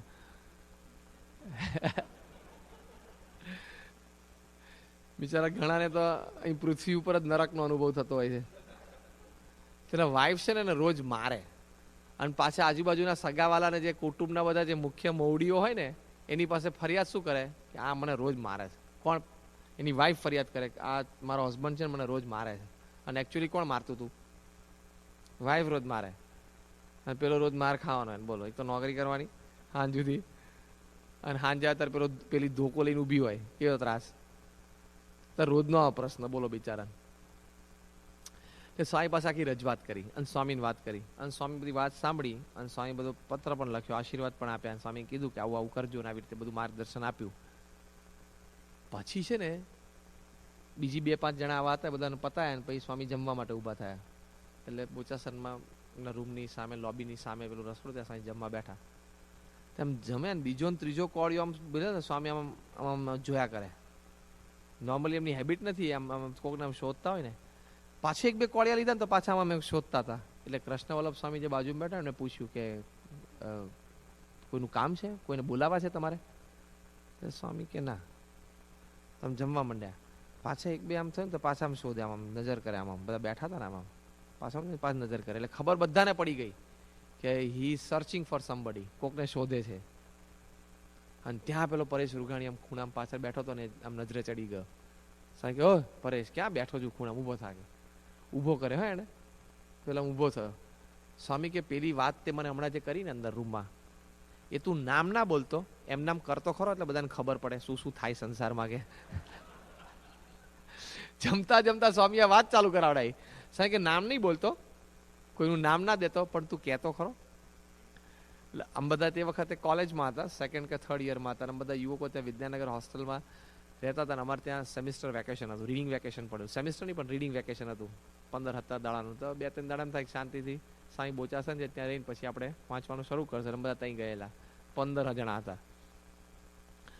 પછી એને પેલા આખો પ્રસંગ કહ્યો. બધા ખૂબ હસ્યા. હા. અને પેલા એની પાછી કહેવાની રીત એવી, એને બધું થોડું ગુજરાતી ઓછું ફાવે, ત્યાં બોર્ન એન્ડ બ્રોટ હતો એટલે કહેવાની રીત એવી હતી, એવા શબ્દ પ્રયોગ બધા બહુ હસ્યા.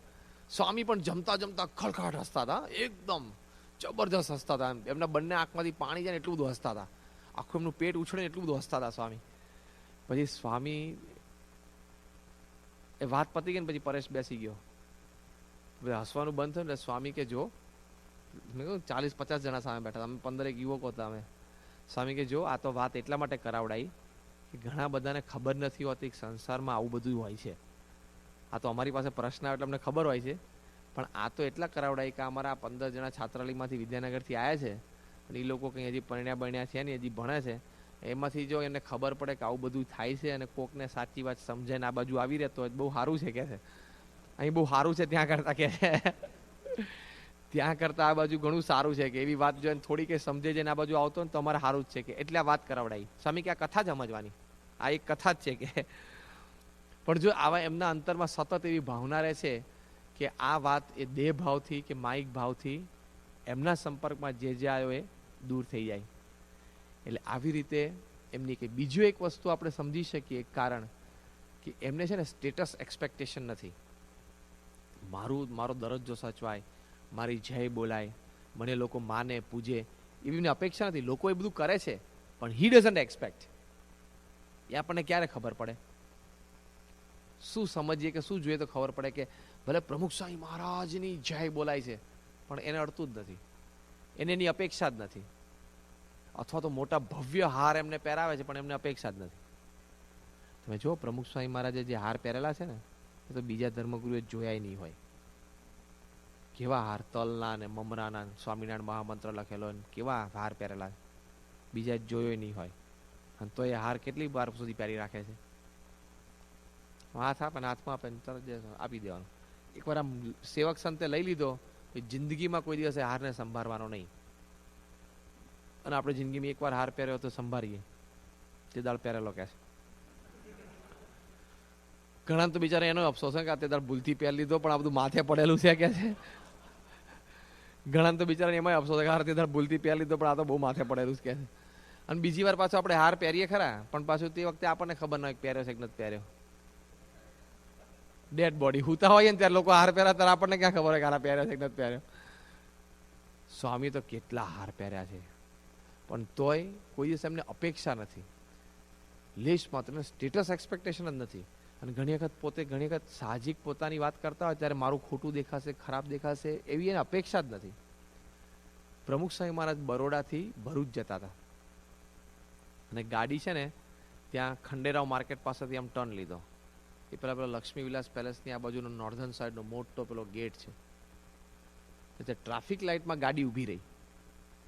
ગાડી ઊભી રહી એટલે સ્વામી છે ને સ્વામી બાપા તે વખતે આમ પત્ર વાંચતા હતા પણ ગાડી ત્યાં ઊભી રહી એટલે સ્વામી આમ જોયું ઊંચું, ગાડી એકદમ ઊભી રહી એટલે જોયું કે આ તો ટ્રાફિક લાઇટ છે.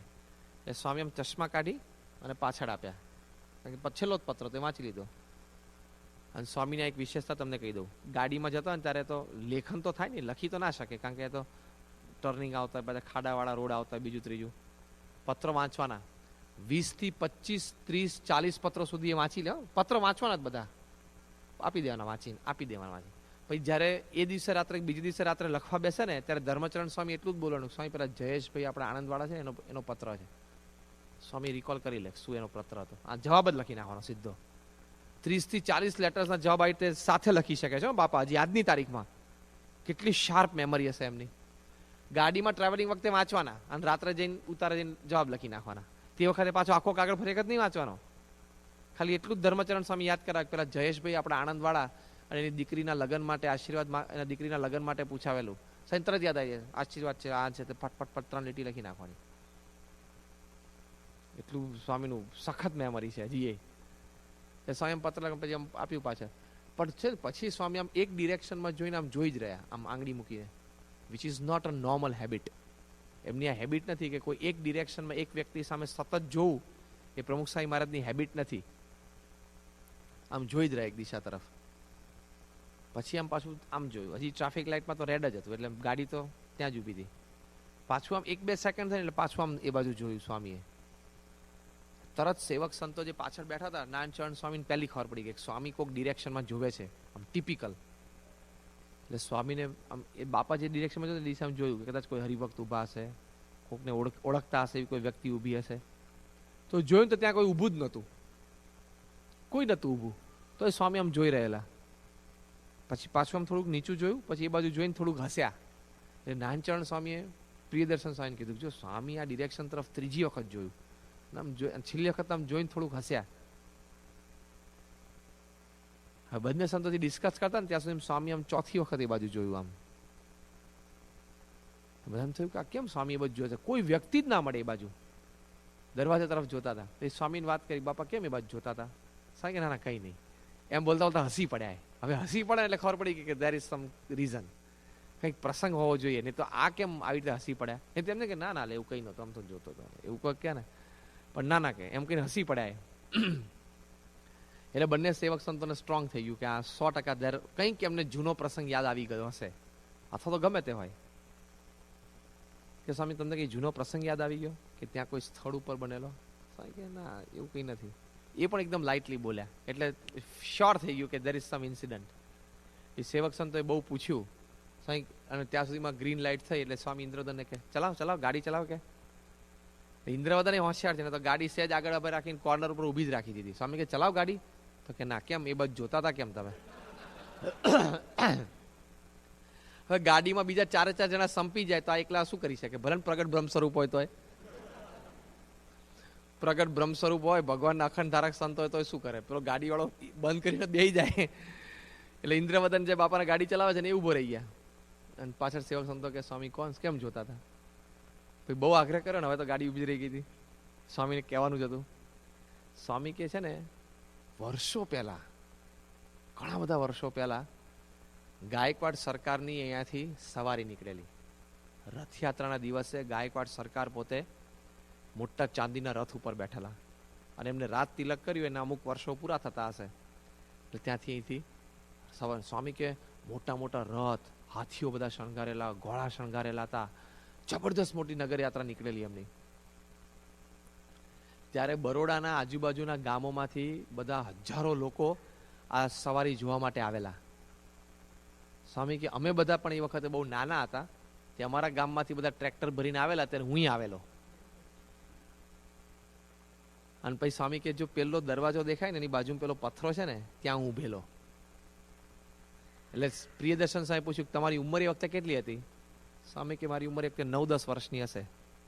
સ્વામીની ઉંમર જસ્ટ 10 years. હા. એટલે પ્રિયદર્શન સાહેબ પૂછ્યું કે કોની સાથે આવેલા? તમારા બા બાપુજી ભેગા આવેલા? એટલે પપ્પા મમ્મી સાથે આવેલા? સ્વામી કે ના, એ લોકો નહોતા આવ્યા, પણ ગામના બધા લોકો આવતા હતા એની સાથે હું ટ્રેક્ટરમાં આવેલો.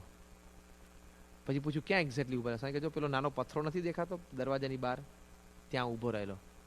ઇન્દ્રવદને બાપાને પૂછ્યું, કારણ કે હવે તો બધા જોઈન થઈ ગયા ને કોન્વર્સેશનમાં. ઇન્દ્રવદને પૂછ્યું સ્વામી કેટલી ભીડ હતી? સ્વામી કે સખત ભીડ હતી, સખત ધક્કાધક્કી ને સખત ભીડ હતી. એટલે ઇન્દ્રવદને પૂછ્યું તમે આમ ધક્કે ચડેલા? સ્વામીને પૂછ્યું. સ્વામી કે આ મને ધક્કા મારતા હતા લોકો. એટલે સમજવાનું પ્રગટ બ્રહ્મ સ્વરૂપને આ લોકમાં ધક્કા વાગે છે, તો આપણને તો વાગે જ ને થોડાક. સ્વામી પછી ઇન્દ્રવદને પૂછ્યું સ્વામી તમે શું પહેરેલું? પેન્ટ પહેરેલું કે ચડ્ડી? સ્વામી કે ચડ્ડી પહેરેલી. સ્વામી એટલા નોર્મલી પોતાની આમ જૂની વાત કરતા ને. સ્વામી કે ચડ્ડી. મારી 10 વર્ષની ઉંમર હતી. પછી એક ફાઇન ક્વેશ્ચન ઇન્દ્રવદને પૂછ્યો કે સ્વામી તે વખતે તમે ઓડિયન્સમાં ભીડમાં ટોળામાં ઉભેલા, નાના હતા ત્યારે, અને આપણે તો સમજીએ ને કે આ તો અનાદિ પુરુષ છે, આ તો કંઈ સાધને કરીને સિદ્ધ ન થાય, તો મહારાજનું સ્વરૂપ છે અને હતા જ. તો કે તે વખતે તમે આમ ઓડિયન્સમાં ઉભેલા અને હજારો લોકોની વચ્ચે ભીડમાં ઊભા હતા અને ગાયકવાડની સવારી મોટી નીકળેલી, તે વખતે તમને એમ વિચાર આવતો હતો કે અત્યારે ભલે હું આમ ભીડમાં ને ટોળામાં એક વચ્ચે ઊભો સામાન્ય માણસની જેમ, પણ ભવિષ્યમાં દુનિયાના મોટા મોટા શહેરોના રાજમાર્ગો ઉપરથી મારી પણ આવી ભવ્ય સવારીઓ નીકળશે. હું પણ મોટી હાથીની અંબાડીએ બેસીશ ને મોટા મોટા ચાંદીના રથમાં બેસીને લોકો મારો પણ જય બોલાવશે. એવો વિચાર તમને આવતો હતો તે વખતે? જબરો ક્વેશ્ચન પૂછ્યો ને. તમે તો ભગવાનનું સ્વરૂપ છો, તમારે તો પહેલાથી જ સિદ્ધ છો. તમને એવું વિચાર હતો કે અત્યારે ભલે આમ ટોળામાં ઓડિયન્સમાં ઊભો, પણ ઇન ફ્યુચર મારી પણ આવી ભવ્ય સવારીઓ નીકળશે, હું પણ મોટા રથમાં બેસીશ, હાથી ઉપર બેસીશ. સ્વામી કેટલા ડાઉન ટુ અર્થ છે, આ સમજવાનું. એમને દેહભાવ નથી ને તો બીજો હોય તો શું કે હા એ તો મને ખબર હતી કે મારી ભવિષ્યમાં આવું થશે એમ. સ્વામી એકદમ ડાઉન ટુ અર્થ. સ્વામી કે હવે આપણને કોણ પૂછે છે? આ તો શાસ્ત્રીમાં જોગી મહારાજ આપણો હાથ પકડ્યો અને એમને આશીર્વાદ આપ્યા અને એમને આ સેવા સોંપી, એટલે લોકોને આપણા પ્રત્યે પ્રેમ ને લાગણી છે. બાકી કોઈ દાડો આપણને ક્યાં કલ્પના સપનું આવે કે આવું આવી સવારી આપણી નીકળે? સ્વામી કે આપણે તો સામાન્ય ખેતી કામ કરતા હતા, ઢેફા ભાંગતા હતા, એમાંથી શાસ્ત્રી મહારાજના આશીર્વાદ મળી ગયા તે મહાત્મા થઈ ગયા. સ્વામી કે શાસ્ત્રી મહારાજના આશીર્વાદ મળી ગયા મહાત્મા થઈ ગયા. પણ આવી રીતે સ્વામી એકદમ ડાઉન ટુ અર્થ બોલેલા, જો એમને અપેક્ષા નથી. મુંબઈમાં સ્વામી જમતા હતા અને કૃષ્ણ વલ્લભ સ્વામી પાણીપુરી હાથમાં આપી. હું વાત કરું છું 89-90ની. તો પાણીપુરી આમ હાથ મારીને જોઈ રહ્યા, એટલે વલ્લભ સ્વામી કે જમી લો, મોઢા મૂકી દો, આખી મોઢા મૂકી દો. સ્વામી કહા તો બહુ મોટી છે, મોઢામાં નહીં જાય કે.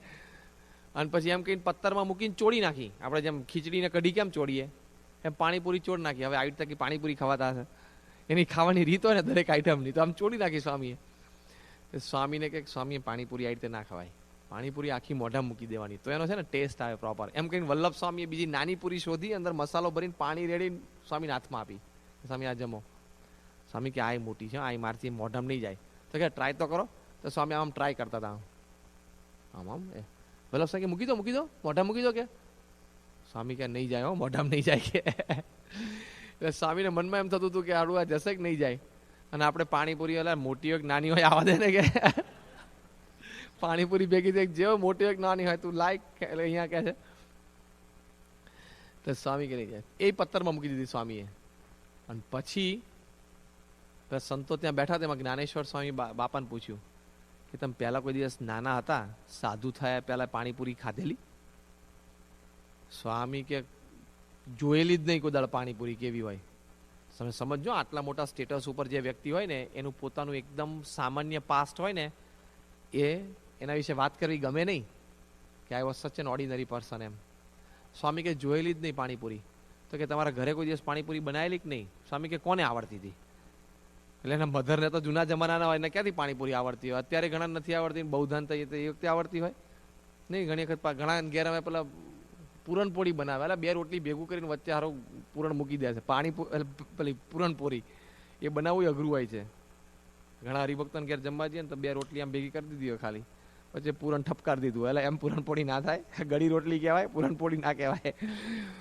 એ તો આખી એની રીત છે બધી બનાવવાની. તો લોકોને તે સ્વામીની વાત કે ના કોઈ દિવસ નહીં ખાધેલી, બનાવી હોય તો ખાય ને. કે એમાંથી આગળ ધીમે ધીમે વાત ચાલી કે સ્વામી તમે ચાણસદમાંથી નાના હતા ત્યારે કોઈ દિવસ વડોદરા ગયેલા? સ્વામી કે ઓહ, વડોદરા તો કેવડું મોટું શહેર. સ્વામી કે કેટલું દૂર, કે કોણ લઈ જાય આપણને? કે જ્ઞાનેશ્વર સ્વામી કે તમારા ફાધર કોઈ દિવસ તમને વડોદરા લઈ નહીં ગયેલા? સ્વામી કે લઈ ગયેલા 2-3 વખત મને. તો કે કમાટી બાગ ગયેલા? સ્વામીને પૂછેલું, વડોદરાના જેવો ને એને ખબર પડશે કે સ્વામી કમાટી બાગ ગયેલા? સ્વામી કે આ કમાટી બાગ ગયેલો ને આમ જોયેલો કમાટી બાગ? તો કે અંદર ગયેલા? સ્વામી કે અંદર નહીં ગયેલો, બહાર ઉભો ઉભો આમ સરિયા પકડીને મેં કમાટી બાગ જોયેલો કે આવો હોય. તો જ્ઞાનેશ્વર સ્વામીએ પૂછ્યું કે અંદર આમ ટ્રેનમાં બેઠેલા કમાટી બાગમાં ટ્રેનમાં? સ્વામી કે મને બહુ બેસવાની ઈચ્છા હતી કે ટ્રેનમાં બેવું, પણ ડોહાએ બેહાડ્યો જ નહીં મને. કે સ્વામી કે સ્વામીની ઉંમર તો 7 કે 8 જ વર્ષની હતી, બાપાની ઉંમર. સ્વામી કે મને ઈચ્છા થયેલી કે ગાડી હું બેસું, પણ કે સ્વામી કે ડોહા એટલે સમજે ને એના ફાધર. સ્વામી કે એને મને બેહાડ્યો જ નહીં કે ગાડીમાં. પણ જો આપણે એટલા માટે કહીએ છીએ કે એટલી નોર્મલ ટોક, પોતાનું આટલું એક સામાન્ય એટલું સિમ્પલ પાસ્ટ હોય, કોઈ વ્યક્તિ આવી રીતે પોતાનું પાસ્ટ આટલી મોટી ઇન્ટરનેશનલ સ્ટેટસ ઉપર પહોંચ્યા પછી ના કરે. સ્વામી આટલું સાહજિક કરે છે, દેટ મીન્સ એમને દેહભાવ નથી, અહમભાવ નથી. એ તો આપણે ના કરી શકીએ કે આપણે સામાન્ય અહીંયા સામાન્ય આવી વસ્તુ હોય તો. જો સ્વામીના જીવનની આ બહુ મોટી વિશેષતા છે, એમને કોઈ પણ પ્રકારનો દેહભાવ નથી. એક છેલ્લો પ્રસંગ કહું કે એમને દેહભાવ નથી. એ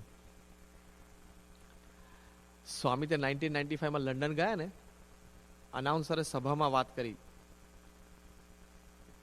બધો કાર્યક્રમ પૂરો થઈ ગયો ને પછી પ્રમુખ સ્વામી મહારાજના આશીર્વાદ શરૂ થવાના હતા. એમાં આશીર્વાદ પહેલા જે જાહેરાત થાય ને, એમ કહો ને કે હવે સ્વામી બાપા આપણને આશીર્વાદ આપશે, અથવા તો એ આશીર્વાદ દરમિયાન પેલા અનાઉન્સરે એડ કર્યું, જે માસ્ટર ઓફ સેરેમની હતા ને, સભા સંચાલકે, એ કે ભગવાન સંતમાં એમને વાત કરી કે આપણે સ્વભાવ અને પ્રકૃતિ દોષ હોય, કારણ કે વિવેક સાગર સ્વામી એ સંબંધી વાત કરી હશે, તો આપણે દિવસમાં 10 વખત મોઢું દિવેલ પીધેલા જેવું થઈ જાય.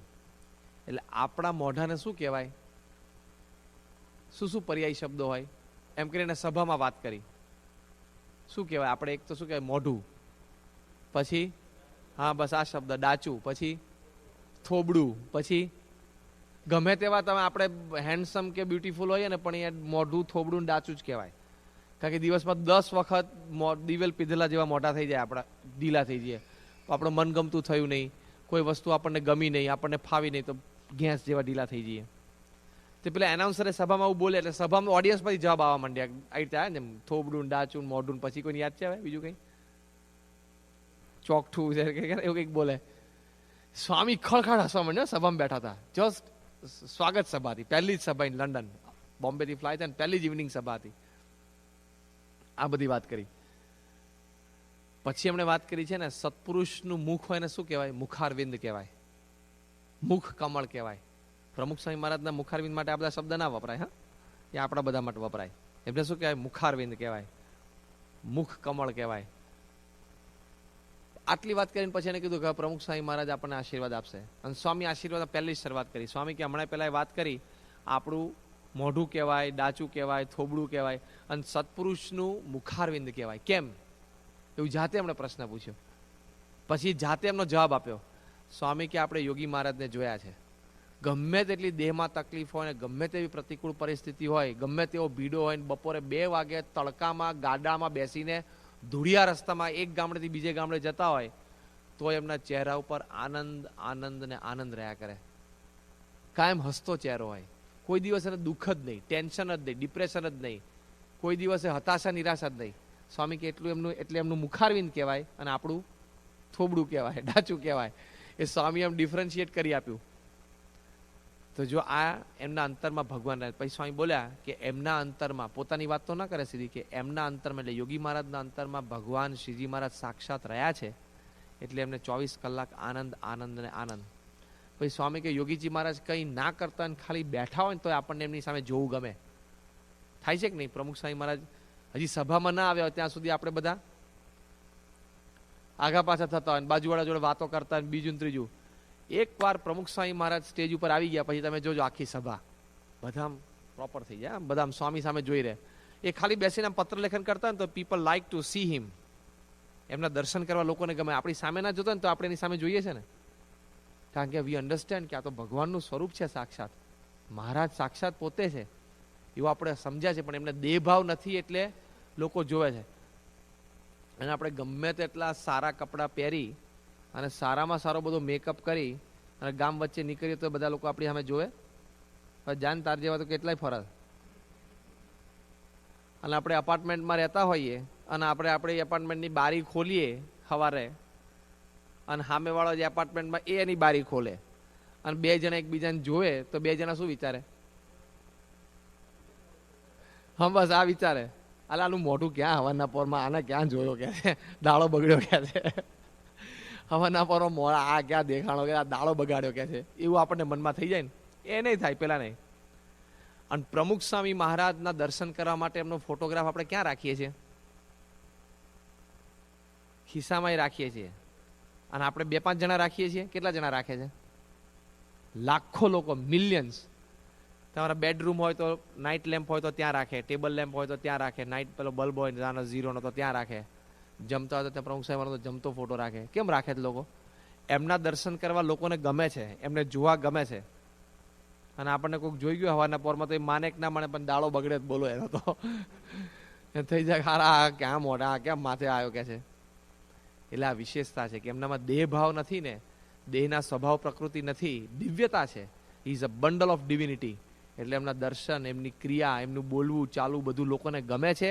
એટલે હજારો લોકો એમના દર્શન કરવા માટે આવે છે. સ્વામી વાત કરે છે કે સ્વામી કે જોગી મહારાજ એક ગામથી બીજે ગામ જવાના હોય તો 2 કલાક સુધી તડકામાં લોકો ઉભા રહીને રાહ જોતા હોય કે હમણાં ગાડીમાંથી યોગીજી મહારાજ પસાર થશે. જસ્ટ અ ગ્લિમ્સ, અને લોકો ઉભા રહેતા. તો સ્વામી યોગી મહારાજની વાત કરી, પણ આપણે તો પ્રમુખ સ્વામી મહારાજનું જોયું છે, સાથે ફર્યા છીએ. ખાલી સ્વામી આમ પસાર થવાનો ને હાઈવે ઉપરથી તો હાઈવે આજુબાજુના ગામમાંથી લોકો કતારબંધ ઉભા હોય લાઈનમાં. આ પ્રમુખ સ્વામી મહારાજની મર્સિડીઝ કેટલી સ્પીડે જતી હોય હાઈવે ઉપર? 120, 130, 140 કિલોમીટર પર આવર જતી હોય. પણ આમ એક સ્વામી ગયા એમ. એની માટે 2 કલાક સુધી નાના મોટા ભાઈ બધા રોડ ઉપર ઉભા રહેતા. આપણે બધાએ જોયા છે, અમે તો બહુ જોયા છે, બાપાની સાથે ફર્યા. સ્વામી તો સ્વામી કે બધાને આમ કોન્સ્ટન્ટ આમ રહેતા હોય બારીની બહાર, એ બધા ઉભા હોય તો એમની નોર્મલ એક્ટિવિટીમાં હોય, પણ પીપલ લાઈક ટુ સી હિમ. દર્શન પાછી એની સ્મૃતિ કરે. આવી રીતે હાઈવે ઉપર ગાડીમાં જોયેલા 2 કલાક તડકે તપે, અને તમે કોઈકને 15 મિનિટ રાહ જોડાવો કીધા પછી હું હમણાં આવું છું એમ કઈ 15 મિનિટ મોડા આવે એટલે ખબર પડે. પેલો ક્યારે ડફોડ ભાન પડે, બુદ્ધિ છે તારામાં, ટાઈમે આવી જવું છે ને કેટલા વાગે, જો ઘડિયાળ બડિયાળ રાખસ ના હોય એટલે આ લઈ જા લે એવું આપણને લોકો કહે. ત્યારે પ્રમુખ સ્વામી મહારાજ મોડા થયા ને તો એ લોકો આમ, અને ઘણી વખત સભામાંથી ઉભા થયો ને બાથરૂમ બહુ જવું હોય કે અથવા ટોયલેટ જવું હોય તો એ મારા મને વિચાર કરે, સારંગપુર જેવા મોટા ફૂલદોનો 50,000 માણસ બેઠા હોય ત્યારે ઊભો થઈશ તો જગ્યા જતી રહેશે. એટલે ગમે તે હોય તો બેસી એકવાર ગમે તો પણ ઊભો ના થાય જગ્યા પરથી. કેમ કે એને ખબર છે કે ઊભો થઈ જગ્યા ગઈ, આ નજીકથી દર્શન થાય છે ને પતી જઈશ. ખાલી એ રંગે રંગતા હોય છે તો લોકો આફ્રિકા, નૈરોબી, ત્યાં ઇંગ્લેન્ડ, અમેરિકાથી એક એ ઉત્સવ માટે, અને કે સામે ઉભા રહીને આમ 10 મિનિટ સુધી એને રંગે છે. ખાલી આમ પિચકારી ફરતી આમ નીકળી જવાનું. પણ ફોર ધેટ મોમેન્ટ લોકો દેશ પરદેશથી આવે છે. આ બધું વિચારવાનું કે આપણા ગુરુનો આ મહિમા છે એ સામાન્ય વ્યક્તિથી થાય નહીં. એટલે ગુણાતીત છે, એમનામાં ગુણના ભાવ નથી, એટલે પોતે હજારો લોકોને આકર્ષી શકે છે, હજારો લોકોને એમના પ્રત્યે પ્રેમ થાય છે, હજારો લોકોને એમના પ્રત્યે લાગણી થાય છે. બીજો એક મુદ્દો કે દેહભાવ નથી, એ કોઈ દિવસ એને શરમ જ નથી આવતી. સ્વામી તમે જોજો, એમને આપણને ઘણી ઘણી છે ને ઘણી બધી ક્રિયા કરતા આપણને શરમ આવે. સ્વામીને શરમ કોઈ વાતની નથી આવતી. He doesn't feel ashamed of anything, of any person. એ બિંદાસ, એમને જે મનમાં હોય એ પ્રમાણે કરે જ. અને આમ સાહજિક છે, કંઈક બોલી ગયા તો એમને ક્ષોભ ના થાય, કોઈની મોહબ્બતમાં દબાય નહીં. ગાંધીનગરમાં યોગી શતાબ્દી મહોત્સવ વખતે મેઇન સ્ટેજ ઉપર આજુબાજુ બધા ચીફ મિનિસ્ટર ને બધા મિનિસ્ટર્સ બધા બેઠા હતા. એની વચ્ચે સ્વામી કે જો હું તો આ લોકોને ઘણી વખત કહું છું, મિનિસ્ટર્સ બેઠા હતા બધા, બિગ ડિગ્નિટરીઝ ઓન ધ સ્ટેજ. અને સ્વામી કે હું તો આ બધાને ઘણી વખત કહું છું કે ગાંધીનગર તો ગાંધીના નામ સાથે જોડાયેલું છે. મહાત્મા ગાંધી ગુજરાતમાં થયા એના નામથી ગાંધીનગર છે. તો તમે છે ને આ શહેરને ચોખ્ખું છે ને મેન્ટેનલ કરો, મેન્ટેનલ. હવે એમને બોલવું હતું શું? મેન્ટેનન્સ બોલવું હતું, પણ શબ્દ જ ના આવ્યો તો બોલે શું? મેન્ટેનલ કરો, મેન્ટેનલ. સ્વામી આઈએસ ઓફિસર્સ બધા બેઠેલા, તેમ બધા થોડાક તો આમ ખ્યાલ આવે ને કે આ કંઈક જુદું આવે એટલે બધા એકબીજા સામે જોવા માંડ્યા. તો સ્વામીને એમ થયું શું જોતા હશે? તો સ્વામીને એમ થયું કે આ મારી વાત સમજ્યા નહીં હોય. તો ફરી વખત બોલ્યા કે હું કહું છું કે ગાંધીનગર બરોબર મેન્ટેનલ કરો કે. અને બધા સંતો બેઠા હતા. આ બધું જોયું ને તો બધા સંતો છે ને થોડુંક આમ બધા થોડુંક તો સહેજે આમ થોડુંક તો હસવું આવે ને. તો સ્વામીને એમ થયું કે આ લોકો સમજ્યા નથી બરોબર હું શું કહું છું કે. સ્વામી કે હું એમ કહું છું કે ગાંધીનગર બરોબર મેન્ટેનલ કરો તમે લોકો. બિનદાસ, હી ડઝન્ટ કેર. એ તો ગુણાતીત સ્થિતિ, અલમસ જાતિ છે, એને કઈ શરમ કે ક્ષોભ ના આવે કે લે હું. અને આપણે જે લેંગ્વેજ ના ફાવતી હોય એને હિંમત કરીએ જાહેરમાં બોલવાની. આપણને તો સ્ટેટસ આવે કે હારે હું કંઈ ખોટું બોલીશ તો લોકો મને કેવો સમજશે, કેવો જાણશે. કાંઈ જ નહીં સ્વામીને. સ્વામી ક્યાં તે બિંદાસે બોલી જાય છે, એટલે એને ક્ષોભ કે શરમ નથી. આટલું બોલ્યા પછી પણ એને ક્ષોભ કે શરમ નહીં. એક વખત તો અમદાવાદની સભામાં, રવિવારની સભામાં પ્રમુખ સ્વામી મહારાજે 12 રેફરન્સ ખોટા આપ્યા. હા, 12 રેફરન્સીસ ખોટા. સ્વામી કે છે ને ભાગવતમાં 1,00,000 શ્લોક છે, હવે છે એકચ્યુઅલી 18,000. 1,00,000 શ્લોકમાં ભાગવતમાં આ વાત કરી છે, એટલે એનો સાર કહેતા હતા. પછી એવા આવો તો એક રેફરન્સ ખોટો. સ્વામી કે શિક્ષાપત્રીમાં છે ને 273 શ્લોક છે, હવે કેટલા? 212 છે. અને વચનામૃત 212 કરી નાખ્યા, શિક્ષાપત્રીના શ્લોક 273 કરી નાખ્યા. એમ કરતા કરતા સ્વામી એ વાત ઉપર કરતા કરતા સ્વામી કે શિવજીની દીકરી પાર્વતી હતી, એને શિવજીની બહુ ભક્તિ કરી. શિવજીની દીકરી પાર્વતી હતી અને શિવજીની બહુ ભક્તિ કરી સ્વામી કે. અને સભામાં સામે 10-12 હજાર માણસ બેઠા હતા અને ખડખડ બધા હશે, કારણ કે શિવજીની દીકરી પાર્વતી એટલે શું થાય? શિવજીની પત્ની હતી, શિવજીની દીકરી ક્યાંથી થઈ ગઈ? સ્વામી કે શિવજીની દીકરી પાર્વતી, અને ખડખડ હસવા માંડ્યા સ્વામી. એટલે બધા લોકો તો સ્વામી આમ ઇનોસન્ટલી આમ જોઈ રહ્યા સભામાં બધાને સામે, કે બધા કેમ હશે? એમને જ પ્રવચન ચાલુ જ રાખ્યું. ખુદા કો કિસકી અદબ, એને વળી કોની શરમ નડે? એ તો ગુણાતીત છે, એ તો ફકીર છે, એ તો ચાલુ રાખ્યું. પ્રવચન પતી ગયું ને પછી સ્વામી બાપા જમવા માટે ઉતારે આવ્યા ને, બધા સંતો બેઠા હતા. હજી સ્વામી અંદરથી લઘુ પાણી કરીને જમવા માટે બેસે આસન ઉપર, એ પેલા સંતો તો બધા ગોઠવાઈ ગયા. એટલે બધામાં આ ચર્ચા ચાલતી હતી. શ્રી હરિ સ્વામી હતા, અક્ષરજીવન સ્વામી હતા, અક્ષરવત્સલ સ્વામી, વિવેકપ્રિય સ્વામી, બધા ચર્ચા કરતા. આ બોલ્યા, આ રેફરન્સ આ ખોટું બોલ્યા, આ બોલ્યા. અક્ષરજીવન સ્વામીએ તો નોંધી રાખેલું કયો રેફરન્સ ખોટો બોલ્યા હતા, લિસ્ટ બનાવી રાખેલું. 12નું લિસ્ટ હતું, આમ 12 કે 12 રેફરન્સ પ્રમુખ સ્વામી ખોટા બોલ્યા. શિક્ષાપત્રીના 273 શ્લોક ને મહારાજે 212 વચનામૃત આપણને આપે. ઉલટ થઈ ગયું હતું બધું કથામાં. સ્વામી જમવા બેઠા ને બધા મસ્ત હતા, હાથમાં આમ ધોઈને બેઠા. ભાઈ થાળ આવ્યો, શ્રીમદ સદગુણ બોલાઈ ગયું. પછી અમે જમવાની શરૂઆત કરી. એટલે અક્ષરજીવન સ્વામીએ ધીમેથી શરૂઆત કરી, હાથ જોડીને. તો એમની ટિપિકલ સાક્ષર સ્વામી કે સ્ટાઇલ છે એમની, ધીમેથી બોલવાની. અને આમ એકદમ હાથ જોડીને કે સ્વામી આજે મૂર્તિનું સુખ બહુ આવ્યું. સ્વામી કેટલા શાર્પ. સ્વામી આમ ઝીણી આંખ કરે, સ્વામીને આમ આ ડાબી આંખ ઝીણી થઈ જાય. એમને શાર્પ એક્શન આપી હોય ને, રિએક્શન અથવા તો આમ કંઈક બોલવું હોય, કંઈક કટાક્ષ કરવો હોય, તો ડાબી આંખ આમ ઝીણી થઈ જાય તરત. આમ ઝીણે. સ્વામી કે શું સાક્ષર, શું વાત કરો છો, બોલો. એટલે કે બાપાજી મૂર્તિનું સુખ શું આવ્યું, બહુ આવ્યું. સ્વામી કે કેમ? એટલે એમને કાગળિયું આમ કાઢ્યું કે તમે એમ બોલ્યા કે ભાગવતના 1,00,000 શ્લોક છે, 18,000 જ છે. સ્વામી જમતા જમતા કે બોલ. પછી આ વચનામૃત શિક્ષાપત્રની વાત કરી. પછી કે તમે એમ બોલ્યા શિવજીની દીકરી પાર્વતી એની પત્ની છે, દીકરી નથી. સ્વામી કે હારું પત્ની રાખો લો ને પછી બોલો આગળ. કાંઈ નહીં લે, ફરવી રાખ, બીજું સુધારી કાઢ, તારે સુધારવું હોય તો. સ્વામી કે હારું ચાલો શિવજીની દીકરીની એની પત્ની પાર્વતી, જાણે કે દીકરી ના રાખીશ કે તને બહુ એવું થતું. એ તો જાણે પેલું ખાલી કાગળિયા ઉપર સુધારવાનું હોય ને એવું. અલા બોલી ગયા 10,000 માણસની હાજરીમાં. એવા બારે બાર બધા રેફરન્સ બોલ્યા સ્વામી પાસે. સ્વામી કે સ્વામી છે ને બહુ ઇન્ટેલિજન્ટ છો. દરેક વાર્તાલાપ એ જીતી શકે છે. કોઈ પણ વાર્તાલાપ, પછી આર્ગ્યુમેન્ટ હોય કે સામાન્ય વાર્તાલાપ હોય, એમની પાસે બધી જ કળા છે. અત્યંત બુદ્ધિશાળી છે, હોશિયાર લૌકિક દ્રષ્ટિએ. ક્યાં નમી દેવું એ પણ આવડે છે, ક્યાં કડક રહેવું એ પણ આવડે છે, ક્યાં અક્કડ રહેવું એ પણ આવડે છે. આ બધા તો ગુણ આપણે અવગુણ જેવું લાગે, પણ ભગવાનને સંત બધા દેખાડે. ક્યાં કેવો ભાવ બતાવો ને બધું એમને આવડે છે. આ લિસ્ટ બધું જાહેર થયું બધાની વચ્ચે. આટલી ભૂલો તમે આજે પ્રવચનમાં કરી, બોગસ રેફરન્સ બધા આપ્યા. સ્વામી કે જો સાક્ષર, તમે તો ભણેલા કહેવાઓ, બુદ્ધિશાળી કહેવાઓ, તમે તો શાસ્ત્રોના ભણેલા છો. એટલે તમારે છે ને બધું નક્કી થઈને વાત આવે, અને બધું છે ને ચોખ્ખું આવે, અને બધું શાસ્ત્ર પ્રમાણે આવે. અમે તો અભણ માણસ છીએ, અમે કંઈ ભણેલા નથી કે અમારે તો ખેતી કરતા કરતા ઢેફા ભાંગતા ભાંગતા આવેલા, એટલે અમારે તો શિવજીની દીકરી પાર્વતી થઈ જાય, એની પત્ની કોક દાડો થઈ જાય, કોક દાડો દીકરી થઈ જાય. કે એટલી નોર્મલી અને કેઝ્યુઅલી સ્વામી આ વાત કાઢી નાખીને જાણે કંઈ બન્યું જ નથી. અને બીજો ધર્મગુરુ હોય ને તો હારું મૂંઝા મંડે, હારું મારાથી 10,000 માણસની હાજરીમાં હું બોલી ગયું. સારા સારા કથાકારોથી જો કથા દરમિયાન કોઈ ખોટો રેફરન્સ અથવા તો અયોગ્ય શબ્દ પ્રયોગ થઈ ગયો હોય ને તો ધ્યાન રાખે, કથા પતે ને પછી કાંઈ કેસેટ મને આપી દે, અથવા તો આમાંથી આટલું ઇરેઝ કરી નાખજે. માથે ઉભા રહીને ઇરેઝ કરાવડાવે. એટલા બધા કોન્શિયસ હોય પોતાના સ્ટેટસના. આપણે શું મુખ્ય મુદ્દો વાત કરીએ છીએ કે દેહ ભાવ નથી અને દેહથી પર છે. એમાંના એક પેટા મુદ્દામાં વાત કરીએ છીએ કે એનું સ્ટેટસ કાયમ જળવાઈ જ રહે એવી અપેક્ષા એમને નથી. બિનદાસ ફકીરની જેમ વર્તી શકે છે. તો આ આપણને પ્રતીતિ આવે કે ભગવાન અને સંત આવા ગુણાતીત સંત છે, એમને દેહ ભાવ નથી. એટલે આવા તો ઘણા બધા પ્રસંગે આપણને આ વાતની બધી પ્રતીતિ આવી શકે.